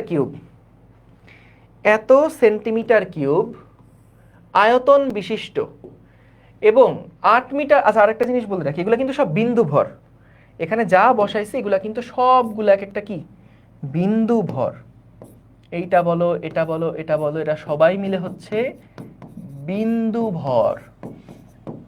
একটা বিন্দুতে অবস্থান করতেছে, জাস্ট দেখানোর জন্য এভাবে দেখাইছি। আচ্ছা এখানে কি বললো? 1306 সেন্টিমিটার, 1306.9 সেন্টিমিটার কিউব আয়তন বিশিষ্ট এবং 8 মিটার ব্যাস বিশিষ্ট এবং 20 গ্রাম ভরের একটা সিলিন্ডার ভূমিতে শায়িত অবস্থায় আছে, একে উলম্ব অবস্থানে আনতে কৃত কাজ কত হবে? তাইলে দেখো এখানে কি বলল, যে মনে করো আমাদের কাছে এখানে একটা সিলিন্ডার রাখা আছে, এই সিলিন্ডারটা আয়তন দেওয়া, এই সিলিন্ডারটার আয়তন কত দেওয়া আছে, এই সিলিন্ডারটার আয়তন কত দেওয়া আছে। ওকে, এখন বলল এত আয়তন বিশিষ্ট, এর ব্যাস নাকি 8 মিটার, ব্যাসার্ধ তাইলে কত? ব্যাসার্ধ হচ্ছে 4 মিটার এবং এটার ভর দেওয়া আছে, ভালো কথা। আয়তন কত? আয়তন মানে আমরা জানি পাই আর স্কয়ার এইচ, এইটা সমান সমান নাকি 1306.9 সেন্টিমিটার কিউব দেওয়া। 4 মিটার মানে কত? 400 সেন্টিমিটার। তাহলে ওই 400 সেন্টিমিটার এখানে বসায় আমরা আগে এইচ এর মানটা চলো বের করি। ইস খুব বাজে একটা রেজাল্ট আসবে মনে হচ্ছে। 1306 divided by 3.1416 divided by 400 square, এটা কত আসে? খুব বাজে একটা রেজাল্ট আসছে। এটা মিটার কিউব দিলে না খুব সুন্দর হবে। আমি একটা কাজ করি, দাঁড়াও, এই ডেটাটা খুব বাজে, তো আমরা চলো এটাকে একটু ম্যানিপুলেট করি। সমস্যা নেই, এগুলা করা ভালো। ডেটা একটু পরিবর্তন করে দিলে যদি অঙ্ক সুন্দর লাগে দেখতে তাহলে ভালো। তাহলে উত্তর নিশ্চয়ই এটা হবে না, উত্তর নিশ্চয়ই এটা হবে না, এটা আপাতত ভুলে যাও। ওকে, তাহলে আমরা এখান থেকে 1306 মিটার কিউব, যেহেতু 1306 এত মিটার কিউব, যেহেতু 1306.9 divided by 3.1416 divided by 4 square, কত আসে এটা? এইচের মান আসে 25.99, মানে প্রায় 26 মিটার মতন এটার হাইট আসে। হ্যাঁ, এটার হাইট আসে 26 মিটার মতন। তার অর্থ কি জানো? এইটার অর্থ হচ্ছে যে আমাদের কি করতে বলছে, আমাদেরকে মূলত এইটাকে যদি খাড়া করা হয় তাহলে কৃতকাজ কত হবে এটাই নির্ণয় করতে বলেছে। এখন বলো তো, আমাদের যখন এরকম একটা সিলিন্ডার ইয়াতে আছে, সিলিন্ডার যখন এরকমভাবে আছে, শোয়ানো অবস্থায় আছে, তখন তার ভরকেন্দ্র কি ঠিক মাঝ বরাবর অবস্থান করছে না? তখন তার ভরকেন্দ্রটা ঠিক মাঝ বরাবর অবস্থান করছে। যদি মাঝ বরাবর অবস্থান করে, এইখান থেকে এইটুকু পর্যন্ত তার উচ্চতা কত? আমরা যেহেতু জানি ব্যাস হলো 8 মিটার, তাহলে ব্যাসার্ধ এইটুকু হচ্ছে 4 মিটার না? যখন এটা খাড়া করা হয়েছে, আমরা হাইটটা কত বের করছি? হাইট বের করছি 26 মিটার। যখন এটা খাড়া করা হলো, তখন ভরকেন্দ্রটা এই জায়গাতে যদি চলে যায়, তার মানে তখন সেটা ভূমি থেকে 13 মিটার উচ্চতায় আছে না? তাহলে আমরা এখানে কৃত কাজ যদি বের করতে চাই, কৃত কাজ যদি বের করতে চাই, সেটা কি হবে? কৃত কাজ হবে হচ্ছে m ইন্টু জি ইন্টু ভর কেন্দ্রের সরণ, ভর কেন্দ্রের সরণ, ভর কেন্দ্রের সরণ। তাহলে এম জি ইন্টু ভর কেন্দ্রের সরণ কতটুকু বলো তো? 13 মাইনাস 4, তাহলে 9 mg। এম এর মান কত দেওয়া ছিল? 20 গ্রাম দেওয়া ছিল। তাহলে এখান থেকে আমরা কৃত কাজ কত বের করে ফেলতে পারবো। এই বুঝতে পারছো? কৃত কাজ কত বের করে ফেলতে পারবো, সহজ একদম। গেল।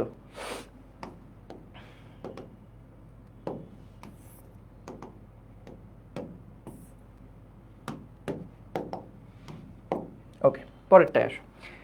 একদম সহজ অঙ্ক, এগুলা বইতে আছে, পরীক্ষায় বেশি আসে। এইচ উচ্চতা বিশিষ্ট এম ভরের এন সংখ্যক ইটকে একটার উপর একটা রাখতে মোট কৃত কাজ কত নির্ণয় করো। দেখো আমাদের কাছে বলে দিছে যে এইচ উচ্চতা বিশিষ্ট, এইচ উচ্চতা বিশিষ্ট এইখানে কতগুলো ইট রাখা আছে, এইচ উচ্চতা বিশিষ্ট এখানে কতগুলো ইট রাখা আছে, এন সংখ্যক ইট রাখা আছে। আমাদের কি করতে হবে? এম ভরের এই সমস্ত ইটগুলাকে একটার উপরে একটা নিয়ে নিয়ে বসাতে হবে। এই প্রত্যেকটার ভর এম দেওয়া। হ্যাঁ, তাহলে খেয়াল করো, প্রথমে যেটা রাখা আছে সেটাকে নিচে রাখার জন্য তো কোনো কাজ করতে হবে না, প্রথমে তো ভূমিতে রাখা থাকবেই যে কোনো একটা ইট। কিন্তু প্রথম ইটের জন্য যে কৃত কাজ সেটা তাহলে কত? 0। প্রথম ইট রাখার জন্য কোনো কাজ আসলে করতে হয় না। দ্বিতীয় ইটটাকে যখন এর উপরে আমি তুলব, এর উপরে যখন তুলব, তখন খেয়াল করো আমাদের একটা কাজ কিন্তু করতে হয়েছে, কারণ তার ভরকেন্দ্রের যে সরণ, তার ভরকেন্দ্র আগে ছিল এখানে, এখন তার ভরকেন্দ্র চলে গেছে এখানে। তাহলে তুমি যদি তার ভরকেন্দ্রের সরণটা দেখতে চাও, তাহলে ভরকেন্দ্রের সরণ h/2 প্লাস h/2, তার মানে মোট ভরকেন্দ্রের সরণ কতটুকু হয়েছে? h। তাহলে এম ভরের ওই ইটটাকে আমরা যখন সেকেন্ড লেয়ারে তুললাম, তখন আমাদের mgh পরিমাণ একটা কাজ করতে হয়েছে। 3 নাম্বার যে ইট আছে সেটাকে যখন আবার এর উপরে তুলব, তখন খেয়াল করো আমাদের ভরকেন্দ্রের সরণ কতটুকু হয়েছে। ভরকেন্দ্রের সরণ হয়েছে এখান থেকে এইটুকু পর্যন্ত h/2, এখান থেকে এইটুকু পর্যন্ত h/2, আবার h/2, আবার h/2। সো সব মিলায়ে তুমি দেখো আমাদের টোটাল ভরকেন্দ্রের সরণ, এটাকে একটু সোজা একটা দাগ দিই, দাঁড়াও। হ্যাঁ, দেখো ভরকেন্দ্রের সরণ এখান থেকে একটা h/2, ভরকেন্দ্রটা এইখানে থাকলে আবার h/2, ভরকেন্দ্র এখানে থাকলে h/2, তারপর এখান থেকে এখানে উঠছে আবারও h/2। খেয়াল করো এই যে ভরকেন্দ্র সেটা total h plus h, total 2h পরিমাণ দূরত্ব অতিক্রম করলো। তাহলে W3 যেটা, সেইটা হবে mg into 2h, mg into 2h। এইভাবে করে আমরা যখন 4 নাম্বার ইটকে একটার উপর আরেকটা উঠাবো, 4 নাম্বার ইটকে যখন তুলব, তখন আমাদের কাজ হবে mg ইন্টু 3h। খেয়াল করে দেখো, যত নাম্বার ইট তার থেকে 1 কম ইন্টু h, 2 এর জন্য 1h, 3 এর জন্য 2h, 4 এর জন্য ছিল 3h, এইভাবে করে আমরা যদি n নাম্বার ইটের জন্য কৃত কাজ কত হবে বের করতে চাই, তাহলে mg into n minus one into H. ঠিক আছে, অর্থাৎ যত n তার থেকে এক কম, যত n তার থেকে এক কম ইন্টু এইচ। ঠিক আছে, তাইলে মোট যে কাজ সেটা কত হবে, মোট যে কাজ কত হবে? সুতরাং মোট কাজ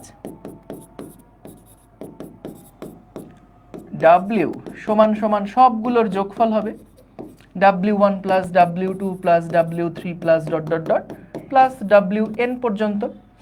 তাহলে এখানে প্রত্যেকটা W যদি যোগ করা হয়, তাহলে প্রথমটা হচ্ছে গিয়ে 0, তারপরেরটা হচ্ছে mg into h1, mg into h2, mg into h3 plus dot dot dot plus mg into h into n minus one. এখানে লিখলাম কেন?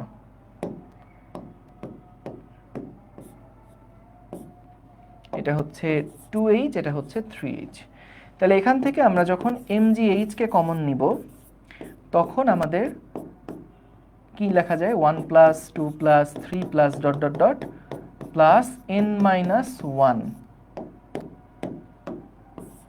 সমান্তর ধারা আমরা জানি 1 থেকে n সংখ্যক পর্যন্ত স্বাভাবিক সংখ্যার যে যোগফল 1 plus 2 plus 3 plus dot dot dot plus n সমান সমান কি লেখা যায়? n into n minus one, n into n plus one divided by 2। তাহলে এখানেও আমরা যখন এই ধারাটা যোগ করছি তখন কি হবে? mgh ইন্টু n মানে হচ্ছে এখানে n মাইনাস ওয়ান, তার সাথে 1 যোগ করতে হয় ডিভাইডেড বাই 2। কি করলাম দেখো, যখন n সংখ্যা পর্যন্ত যোগ করা লাগে, n সংখ্যা পর্যন্ত যোগ করা লাগে, তখন n into n plus one, এই লাস্টেরটা সংখ্যার সাথে 1 যোগ করে ডিভাইডেড বাই 2। তাহলে এখানেও কি nটা বসাবো, এটা যেহেতু শেষ সংখ্যা তাহলে nটা বসাবো এবং তার সাথে 1 যোগ করব ডিভাইডেড বাই 2 করব। তাহলে মোট যে কাজ W টোটাল যে কাজটা হবে সেটা সমান সমান হচ্ছে mgh into n into n minus one divided by 2। ঠিক আছে, সহজ একদম। এটা তপন স্যারের বইয়ের অঙ্ক। ঠিক আছে, এবং বহুল প্রচলিত, অনেক আসে বিভিন্ন পরীক্ষায়। ওখানে বিভিন্ন সংখ্যা আকারে দেওয়া থাকতে পারে, তুমি এভাবে পারলেই হবে। এবং সিকিউগুলোতে আসে কিভাবে, যে 4টা ইট একটার উপর একটা রাখতে হবে, 10টা ইট একটার উপর একটা রাখতে হবে, এইরকম টাইপের প্রশ্নগুলো দেয়। তাহলে কি করলাম আমরা? প্রথম থেকে একবার সামারি করি। দেখো বলছে n সংখ্যক ইট একটার উপর একটা রেখে কৃতকাজ কত হবে নির্ণয় করো। আমরা দেখলাম প্রথম ইট রাখতে কোনো কাজ করতে হয় না, প্রথম ইটটাকে রাখতে কোনো কাজ করতে হয়নি। দ্বিতীয় যেই ইটটা আছে সেটাকে যখন আমি এর উপরে তুলবো তখন কিন্তু আমাদের কাজ করতে হচ্ছে কত? ভারকেন্দ্রের সরণ দেখো h/2 প্লাস h/2, মোট h। তাহলে দ্বিতীয় ইটকে রাখতে কাজ করতে হচ্ছে mg ইন্টু h। তৃতীয় ইটকে যখন এর উপরে তুলবো তখন কাজ করতে হচ্ছে কত? তৃতীয় ইটটাকে যখন এর উপরে তুলছি তখন ভারকেন্দ্রের সরণ হচ্ছে মোট 2h, তাহলে mg ইন্টু 2h। তৃতীয় ইট চতুর্থ ইটকে যখন রাখবো তখন আমাদের mg ইন্টু 3h পরিমাণ কাজ করতে হচ্ছে। এখানে ধারাটা দেখলাম এরকম, 2 নাম্বার ইটকে রাখার জন্য কাজ করতে হচ্ছে 1h, 3 নাম্বার ইটকে রাখার জন্য উপরে উঠাতে হচ্ছে 2h, 4 নাম্বার ইটকে রাখার জন্য উপরে উঠাতে হচ্ছে 3h, অর্থাৎ যত নাম্বার ইট তার থেকে 1 কম ইন্টু h। তাহলে এখান থেকে আমরা সবগুলা কৃতকাজ বের করলাম এবং তারপরে এখানে জাস্ট ম্যাথমেটিক্যাল একটা অপারেশন করে আমরা W টোটাল কত সেটা বের করে ফেললাম। ঠিক আছে, W টোটাল কত বের করে ফেললাম। ডান, সহজ, বুঝছি। এইবার আসো, এই প্রবলেমটাই জাস্ট একটু অন্যভাবে বলছে, যে মনে করো আমাদের কাছে ইট যেটা আছে সেই ইটের দৈর্ঘ্য দেওয়া আছে, প্রস্থ দেওয়া আছে। কেমন দেখো, দৈর্ঘ্য দেওয়া আছে মনে করো L পরিমাণ, L, এবং উচ্চতা দেওয়া আছে, উচ্চতা দেওয়া আছে হচ্ছে h পরিমাণ। L দেওয়া আছে এবং h দেওয়া আছে, সরি, L দেওয়া আছে এবং h দেওয়া আছে।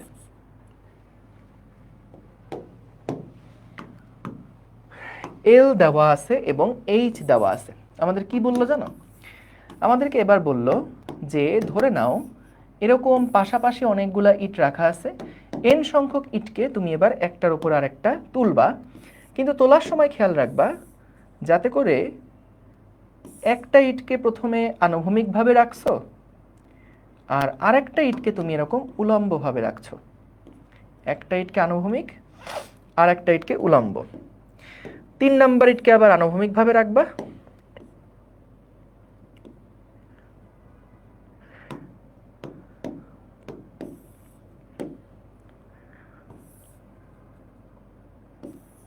এবং 4 নাম্বার যে ইটটা সেটাকে আবার উলম্বভাবে রাখবা।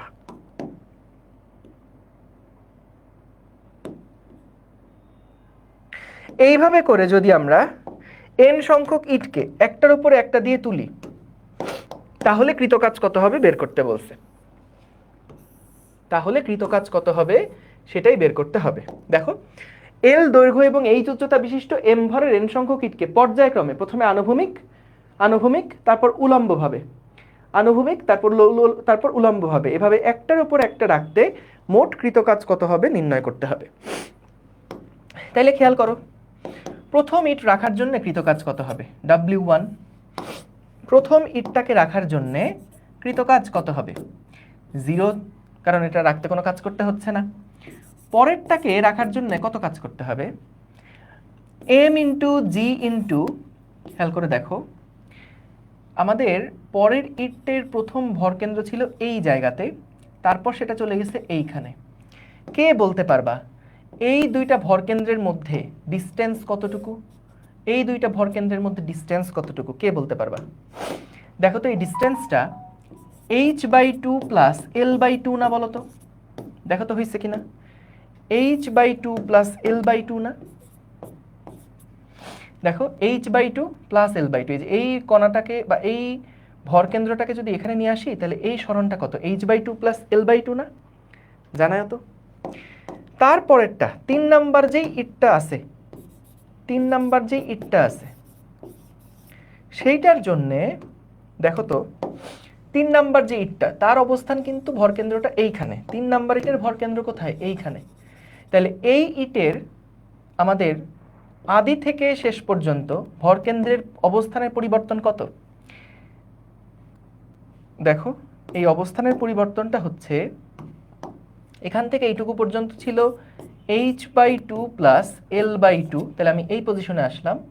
তারপর এখান থেকে যদি আবার এখানে যেতে চাই তাহলে l/2 plus h/2 plus l/2 plus h/2 সমান সমান আমরা লিখতে পারি mg ইন্টু, দুইটা যেহেতু সেট পড়ে গেছে তাহলে 2 ইন্টু h/2 প্লাস l/2।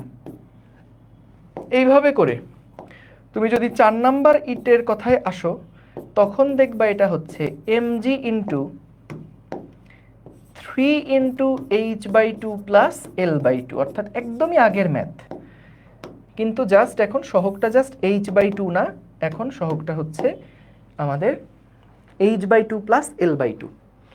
তাহলে মোট কাজ যদি বের করতে চাই, টোটাল কাজ যদি বের করতে চাই, তাহলে কি হবে, সবগুলার যোগফল wn পর্যন্ত, wn কত হবে, mg into n-1 h/2 plus l/2।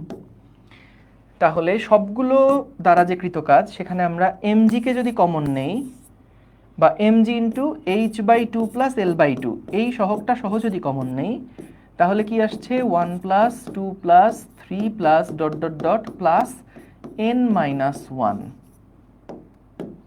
Plus n-1, তাহলে n-1, তাহলে এখান থেকে mg into h/2 plus l/2 এখানে থাকবে n-1 into n-1 plus 1 divided by 2।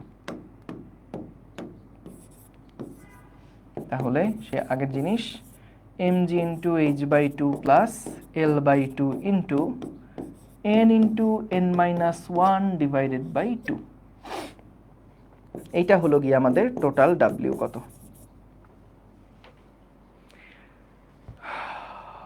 ওকে, তাইলে দেখো এখানে কি করলাম,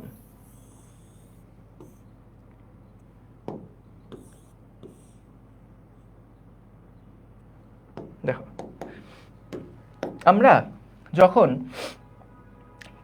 কেসটা বুঝতে পারছো যে একটার উপর আরেকটা কিভাবে রাখবো, আগেরটার সাথে পার্থক্যটা কি? আগেরটা যেমন একটার উপর একটা একদম আনুভূমিকভাবেই প্রত্যেকটা বসাইছিলাম, এইবার আমরা n সংখ্যক ইটকে প্রথমে আনুভূমিক, তারপর উলম্ব, তারপর আনুভূমিক, তারপর উলম্ব, এইভাবে করে রাখবো। তাহলে মোট কৃতকাজ কত এইটা বের করতে হবে। এখন কনসেপ্ট একদম আগের মতন। প্রথমে আমরা দেখব যে প্রথম ইটটাকে রাখতে কৃতকাজ কত হয়েছে। প্রথম ইটটাকে রাখার জন্য কৃতকাজ হয়েছে 0। দ্বিতীয় যেই ইটটা আছে সেটাকে যখন উলম্বভাবে রাখছো তখন কৃতকাজ কত হয়েছে, তার জন্য আমরা ভার কেন্দ্রের সরণ কেমন আছে সেটা দেখব। তাহলে দেখো তো, ভার কেন্দ্রের সরণ দেখতে হলে আদি ভার কেন্দ্র আছে এইখানে, শেষ ভার কেন্দ্র আছে এইখানে, তাহলে এখান থেকে এই পর্যন্ত যেই দূরত্ব সেটা কতটুকু?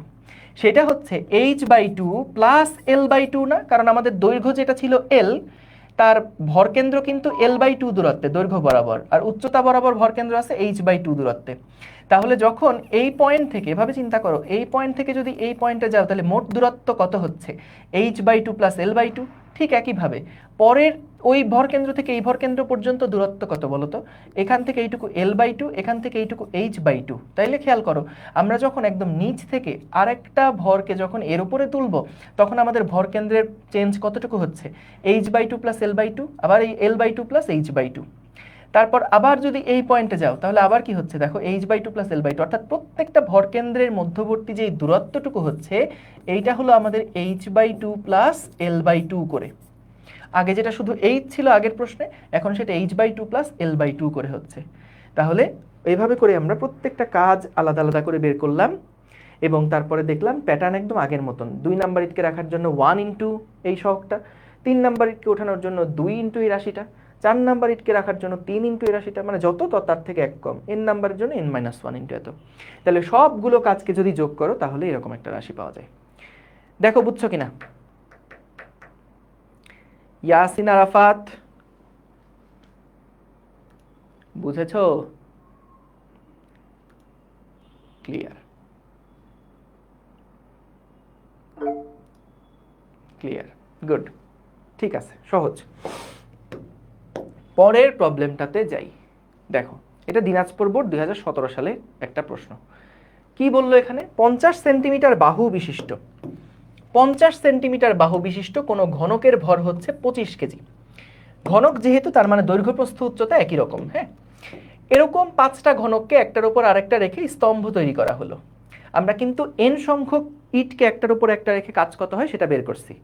আমরা এখানে বলে দিল 5টা ঘনককে যদি একটার উপর একটা রাখি তাহলে স্তম্ভ তৈরি করা হয়েছে, ভালো কথা। এরপর বললো অন্যদিকে অনুরূপ আরও 5টি ব্লককে ভূমিতে পাশাপাশি সংযুক্ত করে স্তম্ভটিকে খাড়া করা হলো। কি বলছে দেখো, যে পাশাপাশি এরকম স্তম্ভগুলোকে নিয়ে আমরা কি করলাম? খাড়া করে ফেললাম। সো দুইটা কাহিনী, একটা বললো যে 50 সেন্টিমিটার বাহু বিশিষ্ট 25 কেজি ভরের ঘনকগুলোকে, 5টা ঘনককে একটার উপর একটা বসায় বসায় আমরা রাখছি। আরেকটা কি করলাম, পাশাপাশি ঘনকগুলোকে একসাথে করে তারপর সাই করে উঠাই ফেলছি, একসাথে করে উঠাইছি। দুইটা কেস। তো বলল যে স্তম্ভ তৈরির কোন উপায়টি অধিক গ্রহণযোগ্য? কোন উপায়টি অধিক গ্রহণযোগ্য বলতো? স্বাভাবিকভাবে কোন উপায়টা অধিক গ্রহণযোগ্য হবে? যেইখানে আমাদের কৃতকাজ কম হবে সেইটাই আমাদের বেশি গ্রহণযোগ্য না? যেইখানে আমাদের কৃতকাজ কম লাগবে, কাজ যেখানে কম করা লাগবে, সেইটাই তো আমাদের জন্য অধিক গ্রহণযোগ্য, তাই না? 3 স্টেপে এল হওয়ার কথা কেন? কেন 3rd স্টেপে এল হবে কেন?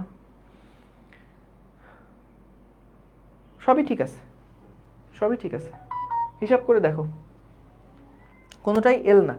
l/2 প্লাস h/2 প্রত্যেকটাতেই এরকম করে থাকবে। আচ্ছা, তাহলে দেখো এখানে যেটা বললো যে স্তম্ভ তৈরি কোন প্রক্রিয়াটি অধিক গ্রহণযোগ্য, তাহলে আমরা আগে দেখব প্রত্যেকটা কেসে কাজ কত করে হচ্ছে। তো প্রথমে প্রথম ধাপে কাজ বা কি বলে এটাকে, প্রথম ফার্স্ট কেসের কথা আগে দেখি। ফার্স্ট কেসটা নিয়ে আগে দেখি। এইখানে কৃতকাজ কত হবে? এইখানে কৃতকাজ হবে n into n-1 divided by 2 into mgh into mgh। সূত্র সরাসরি না লেখাটাই ভালো থাক, সূত্র সরাসরি না লেখাটাই ভালো।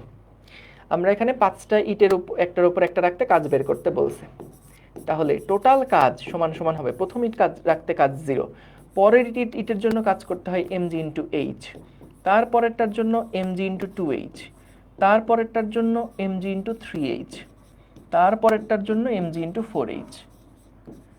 যদি সূত্র সরাসরি লেখো তাহলে আগে একটু কয়েকটা বাক্য লিখে দিও যে আমরা জানি n সংখ্যক ইটকে একটির উপর একটি আনুভূমিকভাবে রাখতে টোটাল কাজ হয় n ইন্টু n-1 mgh/2। ওইভাবে লিখেও করতে পারো, কোনো অসুবিধা নেই।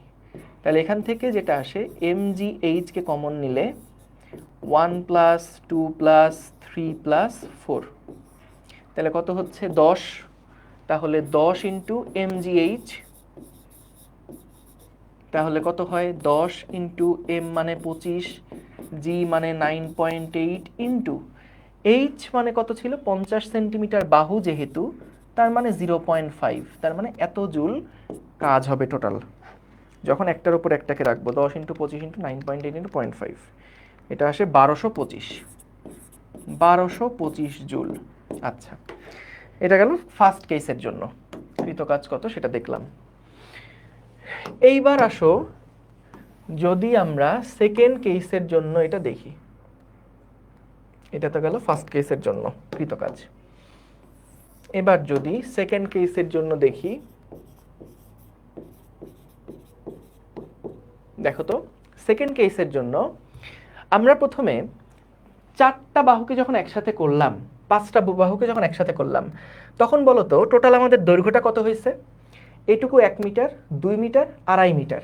তাহলে পুরাটা দণ্ডের যে দৈর্ঘ্য, এটাকে একটা দণ্ডের মতন চিন্তা করো, তাহলে পুরাটা দণ্ডের দৈর্ঘ্য হচ্ছে 2.5 মিটার হয়েছে। তাইলে টোটাল ভর কত? টোটাল দণ্ডগুলোর ভর কত? 25 ইন্টু 5, তার মানে 125 না ভাই? সিসি এটা ক্যালকুলেটর করা লাগে নাকি? তাহলে মোট যে ভর সেটা হচ্ছে 25 ইন্টু 5 সমান সমান 125 কেজি। তাহলে 125 কেজি ভরের বস্তুটা, ভর কেন্দ্রটা যখন এখান থেকে এখানে গেল তখন মোট কাজ বের করা লাগবে। তাইলে দেখি সেকেন্ড কেসে যে কাজ সেটা হচ্ছে ভর হলো 125 into 9.8 into 2.5 metre divided by 2। দেখো তো কাজ কত হয়? কাজ কত হয়? 125 ইন্টু 9.8 ইন্টু 2.5 ডিভাইডেড বাই 2। দাঁড়াও 50 সেন্টিমিটার,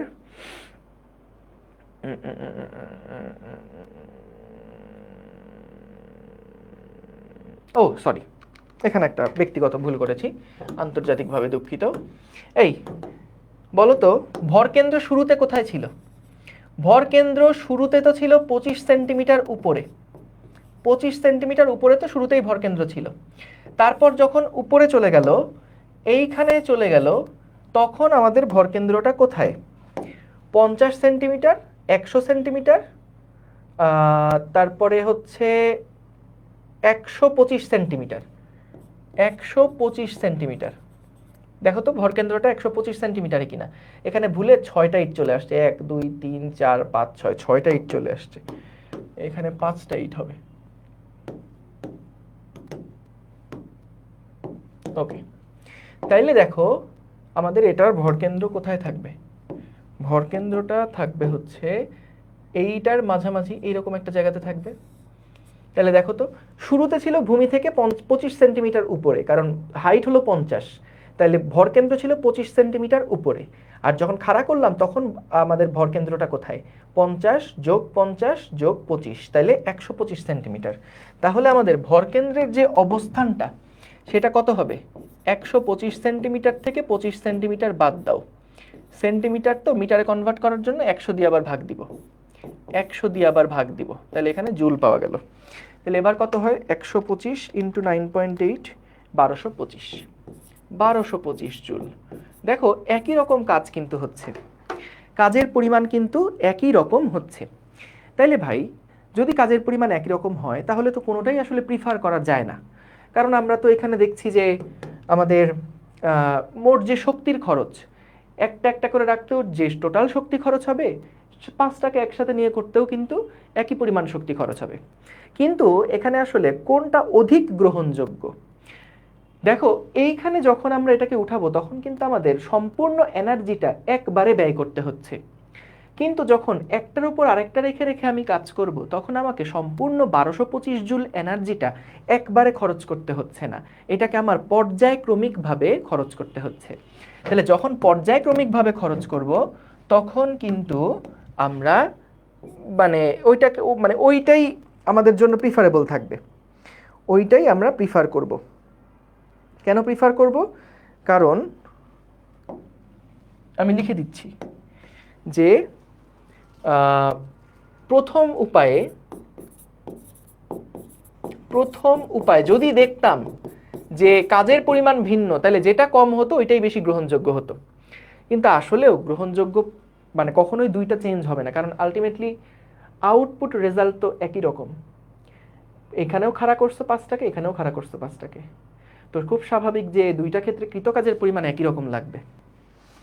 সো দেখো এখানে বলবো প্রথম উপায়ে পর্যায়ক্রমিকভাবে কাজ করা হচ্ছে। প্রথম উপায়ে পর্যায়ক্রমিকভাবে কাজ করা হচ্ছে। প্রথম উপায়ে পর্যায়ক্রমিকভাবে কাজ করা হচ্ছে, তাই এটি অধিক গ্রহণযোগ্য। তাই এই উপায়ে কাজ অধিক গ্রহণযোগ্য।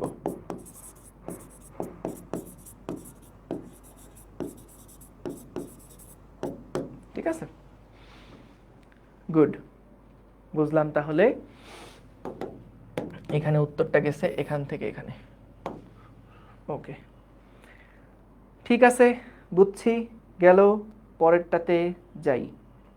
দেখো এখানে কি বললো, 6টি ঘনাকৃতির পাথরখণ্ডের প্রত্যেকটার আয়তন বলা আছে।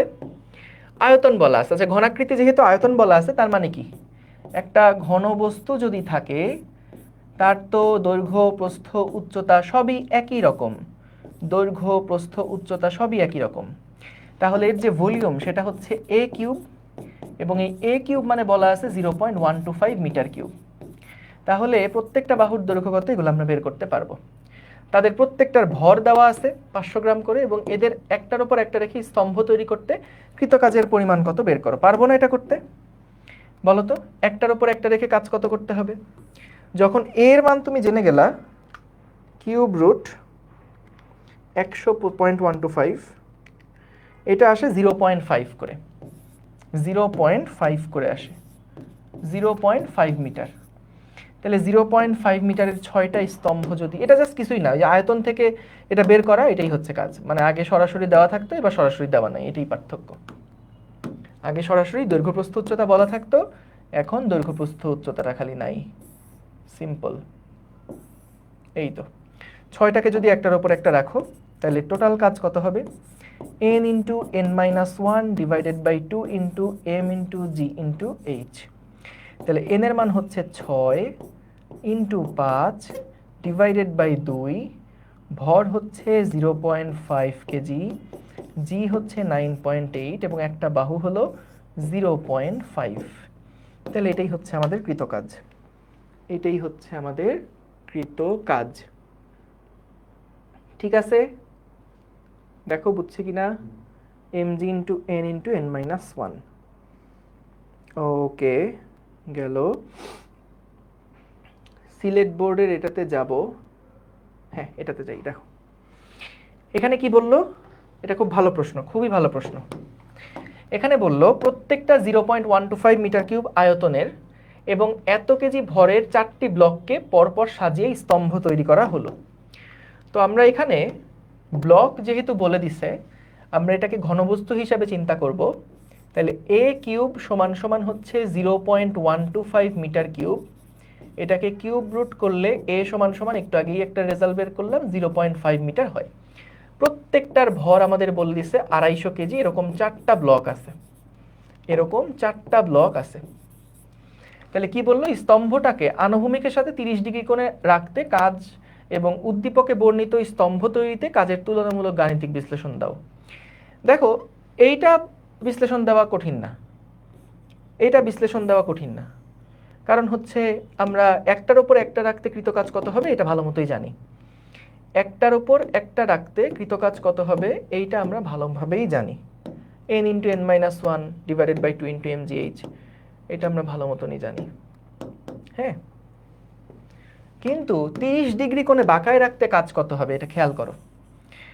যে আমরা যখন এরকম 4টা রডকে, 4টা ব্লককে যখন একটার ওপর একটা এভাবে রাখছি, বুঝছো এখানে হালকা একটু ট্রিক্স আছে। এরকম 4টা ব্লককে আমরা কি করছি, পাশাপাশি সাজাইছি। সাজানোর পরে এটাকে 30 ডিগ্রি কোণে বাঁকাচ্ছি। এইভাবে করে এটাকে 30 ডিগ্রি কোণে আমরা বাঁকালাম। তাহলে বের করতে হবে যে কৃত কাজ কত। ঠিক আছে, তাইলে বের করা লাগবে যে কৃত কাজ কত। ওকে, তাহলে দেখো আমরা এখানে যখন হিসাব করব, 4টা আলাদা আলাদা খণ্ড হিসাবে চিন্তা না করে চলো আমরা এটাকে 4টাকে একটা বডি হিসাবে চিন্তা করি, তাহলে আমাদের হিজিবিজিগুলো কমবে। এই যে এখানে যে মাঝখানে দাগগুলো আছে এগুলো হিজিবিজি না, এই হিজিবিজিগুলো আমরা চাই না। এখন খেয়াল করো, যখন তুমি এই বস্তুটাকে ধরে নিয়ে যখন 30 ডিগ্রি কোণে বাঁকালে, 30 ডিগ্রি কোণে যখন বাঁকালে, তখন আমরা বের করতে চাই যে কৃত কাজ কত হবে। দেখো আদি যেই অবস্থানটা সেটা হচ্ছে এইটা, তাই না? আদি যে অবস্থানটা সেটা হচ্ছে এটা, বা আমাদের ভরকেন্দ্রের যে অবস্থানটা সেটা হচ্ছে এটা।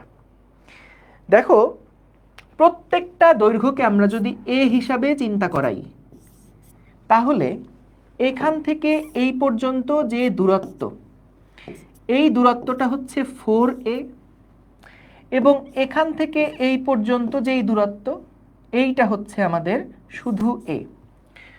বলো তো দেখি ভর কেন্দ্র কত দূরত্বে আছে? ভর কেন্দ্র থাকবে ঠিক মাঝামাঝি দূরত্বে, তার মানে এটা থাকবে হচ্ছে টুয়াইস a, এরকম একটা দূরত্বে থাকবে। আচ্ছা, এবং এটা হলো a। এখন খেয়াল করো, যদি এটাকে বাঁকানো হয়, এটাকে যদি বাঁকানো হয়, তাহলে আমরা নতুন যে ভরকেন্দ্রটা পাবো, ভরকেন্দ্র তো আর জায়গা চেঞ্জ হবে না, ভরকেন্দ্র একই জায়গায় থাকবে, কিন্তু ভরকেন্দ্রের অবস্থানটা তো একটু চেঞ্জ হলো। তাহলে এখান থেকে এই পর্যন্ত দূরত্ব কিন্তু টুয়াইস এ, টুয়াইস এ।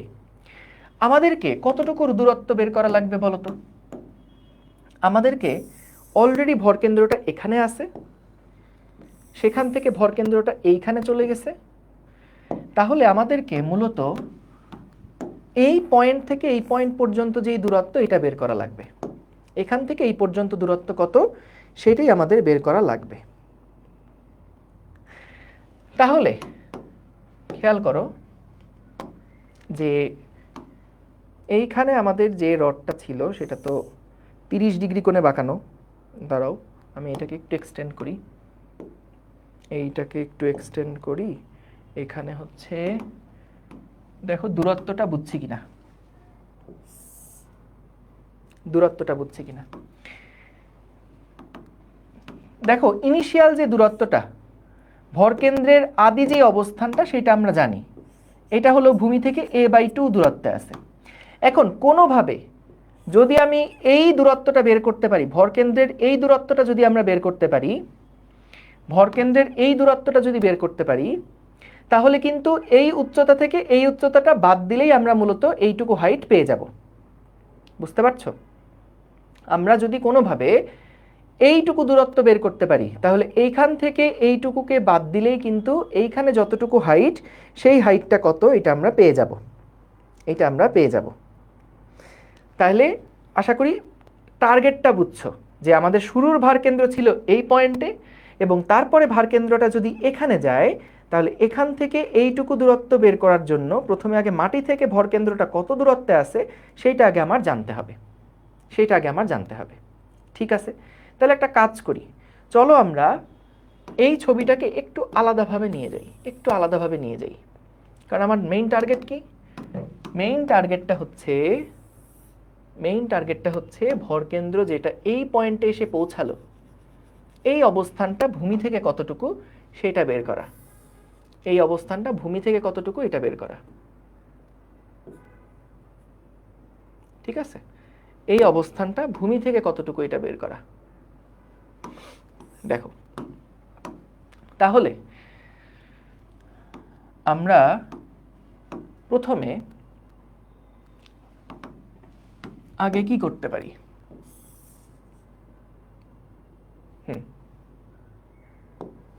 দেখো একদম সহজ, একেবারে সহজ। এই দেখো কি করছি আমরা, দেখো যেহেতু আমরা এটাকে থিটা ডিগ্রি কোণে বাঁকাইছি, এটাকে যেহেতু থিটা ডিগ্রি কোণে বাঁকাইছি, তার মানে আসলে উলম্বের সাথে এই কোণটাও হয়ে গেছে থিটা ডিগ্রি। এইটাকে যদি 30 ডিগ্রি বলি, যেহেতু আমরা 30 ডিগ্রি কোণে এটাকে বাঁকাইছি, তাহলে দেখো উলম্বের সাথেও এটা কিন্তু 30 ডিগ্রি কোণে বেঁকে গেছে, উলম্বের সাথেও এটা 30 ডিগ্রি কোণে বেঁকে গেছে। এটা কিভাবে বুঝবা? ধরো আমরা এটা এমনি তুমি ত্রিকোণমিতি দিয়ে করতে পারো বা নর্মাল জ্যামিতি দিয়ে করতে পারো। দেখো এটা যদি 30 ডিগ্রি হয়, এটা তো 90 ডিগ্রি, তাহলে 90 আর 30, তাহলে এটা 60, এটা 60 হলে এটা কত? 30, বুঝছো? আবার বলি, এটা যদি 30 হয়, এটা তো 90, তাহলে এই বাকিটুকু কত? 180 হওয়ার জন্য 60 হওয়া লাগবে। এটা যদি 60 হয়, এই পিচ্চি ত্রিভুজটার দিকে তাকাও, এটা কিন্তু তখন 30, এইটা কিন্তু তখন কত? 30। আচ্ছা, তাহলে দেখো এটা যদি 30 হয়, আমাদের এই বাহুটা, সবুজ এই বাহুটা হচ্ছে a/2, তাহলে আমাদের এইটুকু হাইট কত? এইটুকু হাইট হচ্ছে a/2 cos, a/2 cos 30 degree, ঠিক আছে? এবং এখান থেকে এইটুকু পর্যন্ত দূরত্ব কিন্তু টুয়াইস a ছিল, টুয়াইস a ছিল। আবার আমরা যদি এই কোণটার কথা বলি, এটা হচ্ছে 30 ডিগ্রি, তাহলে এইটুকু যে হাইট, এইটুকু হাইট হচ্ছে টুয়াইস এ সাইন 30 ডিগ্রি, টুয়াইস এ সাইন 30 ডিগ্রি, ঠিক আছে? তাহলে দুইটা দূরত্ব বের করলাম, দেখো দুইটা দূরত্ব বের করলাম। একটা হচ্ছে ভূমি থেকে এইটুকুর উচ্চতা কত এবং তারপরে ভূমি থেকে এইটুকুর উচ্চতা কত। তার জন্য আমরা দুইটা ত্রিভুজ নিছি, তার জন্য আমরা দুইটা ত্রিভুজ নিছি। একটা ত্রিভুজ হচ্ছে এই পিচ্চি ত্রিভুজটা, এই পিচ্চি ত্রিভুজটা, এবং আরেকটা হচ্ছে এই ত্রিভুজটা। দুইটা ত্রিভুজ থেকে দুইটা হাইট বের করছি, একটা এই হাইট এবং আরেকটা হচ্ছে এই হাইট, ঠিক আছে? চলো আবার ফ্রেশ করে দেখাই পুরো জিনিসটা, আবার পুরাটা ফ্রেশ করে দেখাই। এই হচ্ছে আমাদের ওই বস্তুটা, আমরা কি করলাম? এইটাকে ধরে 30 ডিগ্রি কোণে বাঁকালাম, বা এভাবে চিন্তা করি যে এই লেভেল বরাবর আমাদের ভরকেন্দ্রটা আছে, এই লেভেল বরাবর আমাদের ভরকেন্দ্র আছে, এটা ধরে আমরা 30 ডিগ্রি কোণে বাঁকাবো। এই দেখো 30 ডিগ্রি কোণে আমরা এটাকে বাঁকালাম। তাইলে আমাদের বের করা লাগবে কি? বের করা লাগবে ভূমি থেকে ভরকেন্দ্রের উচ্চতাটা কত। ভূমি থেকে ভরকেন্দ্রের উচ্চতাটা কত? মনে করলাম ভরকেন্দ্র এই জায়গাতে আছে, তাহলে হিজিবিজিটাকে সরাই দেই।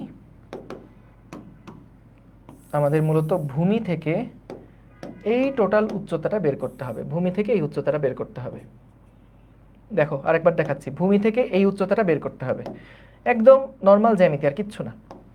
তাহলে এটার জন্য আমরা এটাকে দুই ভাগে ভাগ করছি। একটা হচ্ছে এই পাশ থেকে দেখব উচ্চতা কত, এবং আরেকটা হলো দেখো এই মাঝখানে যে দাগটা দিলাম, এই দাগটার ফলে দুইটা উচ্চতা পাওয়া যাচ্ছে। একটা উচ্চতা হচ্ছে এখান থেকে এতটুকু, এবং আরেকটা উচ্চতা হচ্ছে এখান থেকে এতটুকু। এই দুইটা উচ্চতা যোগ করলেই কিন্তু আমরা মোট ইয়াটা পাবো। তাহলে যেটা বললাম, এটা যদি 30 ডিগ্রি হয়, তাহলে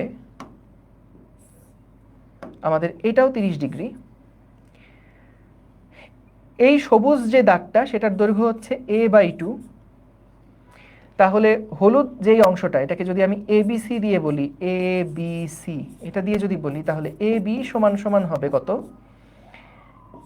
a/2 cos 30 degree, cos 30 degree. এবং এটাকে যদি ডি বিন্দু বলি, এটাকে যদি ই বিন্দু বলি, তাহলে ডিই এ ত্রিভুজের মধ্যে আমাদের ডিই বাহুটা দরকার। ডিই যেই বাহুটা হবে, এটা যেহেতু 30 ডিগ্রি, এবং এডি সমান সমান কিন্তু টুয়াইস এ, এডি সমান সমান কিন্তু টুয়াইস এ। তাহলে এডি সমান যদি টুয়াইস এ হয়, এডি সমান যদি টুয়াইস এ হয়, তাহলে কি হচ্ছে? তাহলে এডি সমান যদি টুয়াইস এ হয়, তাহলে আমাদের এইটুকু যে হাইট, সেটা কত হচ্ছে টুয়াইজ এ সাইন 30 ডিগ্রি, টুয়াইজ এ সাইন 30 ডিগ্রি, ঠিক আছে, টুয়াইজ এ সাইন 30 ডিগ্রি।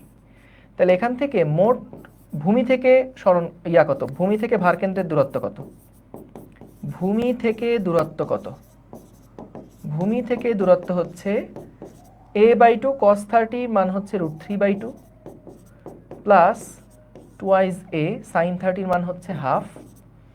তাহলে এখান থেকে আসে হচ্ছে √3a/4 প্লাস a। এটা হলো ভূমি থেকে দূরত্ব, ঠিক আছে। আর একদম শুরুতে আমাদের ভরকেন্দ্র ছিল a/2 দূরত্বে। তাহলে ভরকেন্দ্রের সরণ কত, তাহলে ভরকেন্দ্রের সরণ কত, ভরকেন্দ্রের যে সরণ সেটা হচ্ছে ভূমি থেকে উচ্চতা এটার কত √3 × a/4 plus a minus a/2।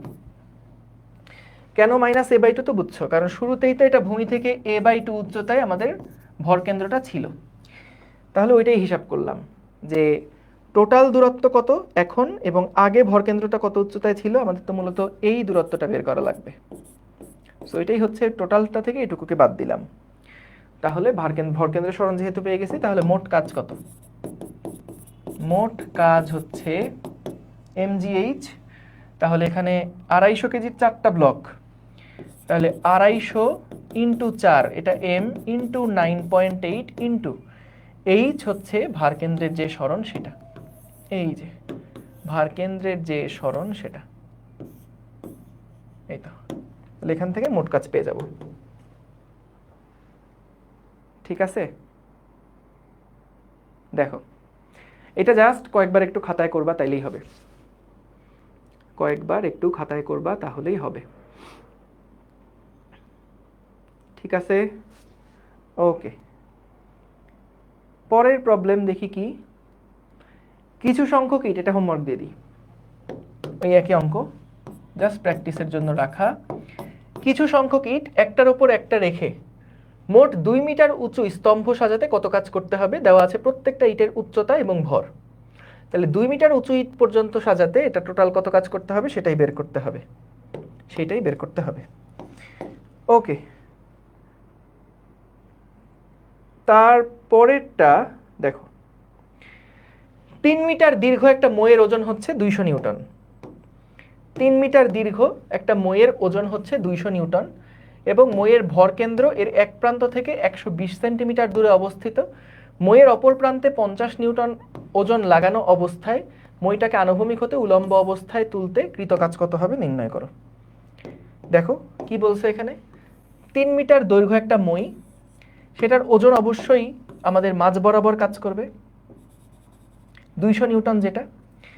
এখন বলল মইটার ভরকেন্দ্র এর এক প্রান্ত থেকে, মইটার ভরকেন্দ্র, আচ্ছা এটা সুষম ভর না, এখানে বলল এর ভরকেন্দ্রটা এক প্রান্ত থেকে 120 সেন্টিমিটার দূরে অবস্থিত। তো এই এক প্রান্ত থেকে মনে করলাম এখানে 120 সেন্টিমিটার দূরত্ব, এই পয়েন্টে হচ্ছে তার ভরকেন্দ্রটা আছে। দেখো ভরকেন্দ্র যদি মাঝে থাকতো তাহলে কিন্তু l/2 করে উত্তর হয়ে যায়, কিন্তু এটা ভরকেন্দ্র মাঝে না, কারণ আমাদের ভরটা ডিস্ট্রিবিউটেড না ঠিকঠাক মতন, সুষম না। এবং মইয়ের অপর প্রান্তে আমরা 50 নিউটন ভরের আরেকটা ওজন লাগাইছি, এখানে 50 নিউটন ভরের একটা ওজনকে আমরা এখানে যুক্ত করছি। তাহলে মইটাকে আনুভূমিক অবস্থা থেকে যদি উলম্ব অবস্থানে নিতে চাই তাহলে কৃত কাজ কত হবে, মইটাকে এরকম আনুভূমিক অবস্থা থেকে যদি আমরা উলম্ব অবস্থানে নিতে চাই তাহলে কৃত কাজ কত হবে বের করতে হবে। তাইলে দেখো আমাদের 200 নিউটন যেই ওজনটা ছিল সেটার সরণ হয়েছে কতটুকু 120 সেন্টিমিটার, মিটারে কনভার্ট করলাম। এটা যেহেতু ওজনই 200 নিউটন, যেহেতু ওজন ছিল 200 নিউটন ওজন ছিল এই পুরো রডের, আর এখানে এটার ওজন হচ্ছে 50 নিউটন। দেখো 50 নিউটন মানে এমজি যেটা, সেটার সরণ হয়েছে কতটুকু 3 মিটার। তাহলে 50 × 3, এটাই হচ্ছে কিন্তু আমাদের মোট কাজ। দেখো বুঝছো কিনা কি করলাম এখানে, যে আমাদের 120 সেন্টিমিটার দূরত্বে তো ভরকেন্দ্র ছিল, ভরকেন্দ্র কোনটা, এটা সম্পূর্ণ রডের যে দৈর্ঘ্য এক প্রান্ত থেকে 120 সেন্টিমিটার দূরত্বে আমাদের ভরকেন্দ্র ছিল। নর্মাল সময় আমরা কি করতাম, mgh/2 করতাম। আমরা কি করতাম, mgh/2 করতাম। আমাদের কিন্তু mgর মান দেওয়া আছে, আমাদের জি দিয়ে গুণ দেওয়া লাগবে না, 200 নিউটন সরাসরি দেওয়া আছে, এই জন্য আমরা ওই বলের সাথে সরণটাকে খালি গুণ করছি। কিন্তু এবার আর h/2 না, কারণ এটা একটা বিষম ভর, সুষম ভর না, অসম ভর। তাহলে এখানে ভরকেন্দ্র বলা আছে এক প্রান্ত থেকে 120 সেন্টিমিটার দূরে, তাহলে যখন খাড়া করব তখন ভরকেন্দ্র নিচ থেকে 120 সেন্টিমিটার উচ্চতায় থাকবে। তাহলে এটা হলো আমাদের রডের জন্য, রডটাকে যখন খাড়া করছি তখনকার জন্য কৃতকাজ কত। আর যখন 50 নিউটনের একটা ভরকে যখন উপরের দিকে তুলছি তখন তো আমাদের এই পুরা mg/h হবে, প্লাস mg/h হবে, কিন্তু এটার mg সরাসরি আমাদের দেওয়া আছে 50। তাহলে সরণ কত, সরণ হচ্ছে 3 মিটার, কারণ এটা সোজা উপরের দিকে উঠে গেছে, সোজা এটা উপরের দিকে উঠে গেছে। তাহলে এটার মান হচ্ছে 3 মিটার। ঠিক আছে, তাহলে এখান থেকে আমরা mg/h দুইটা যোগ করে টোটাল কৃতকাজ কত বের করে ফেললাম। ঠিক আছে, সহজ, এটা পারবো, ভেরি গুড। ওকে, লাস্ট এই অঙ্কটা একটু দেখাই যাই। এখানে বললো একটা টেবিলের ওপর 10 কেজি ভরের সুষম একটা শিকল ঝুলানো আছে। দেখো একটা টেবিল,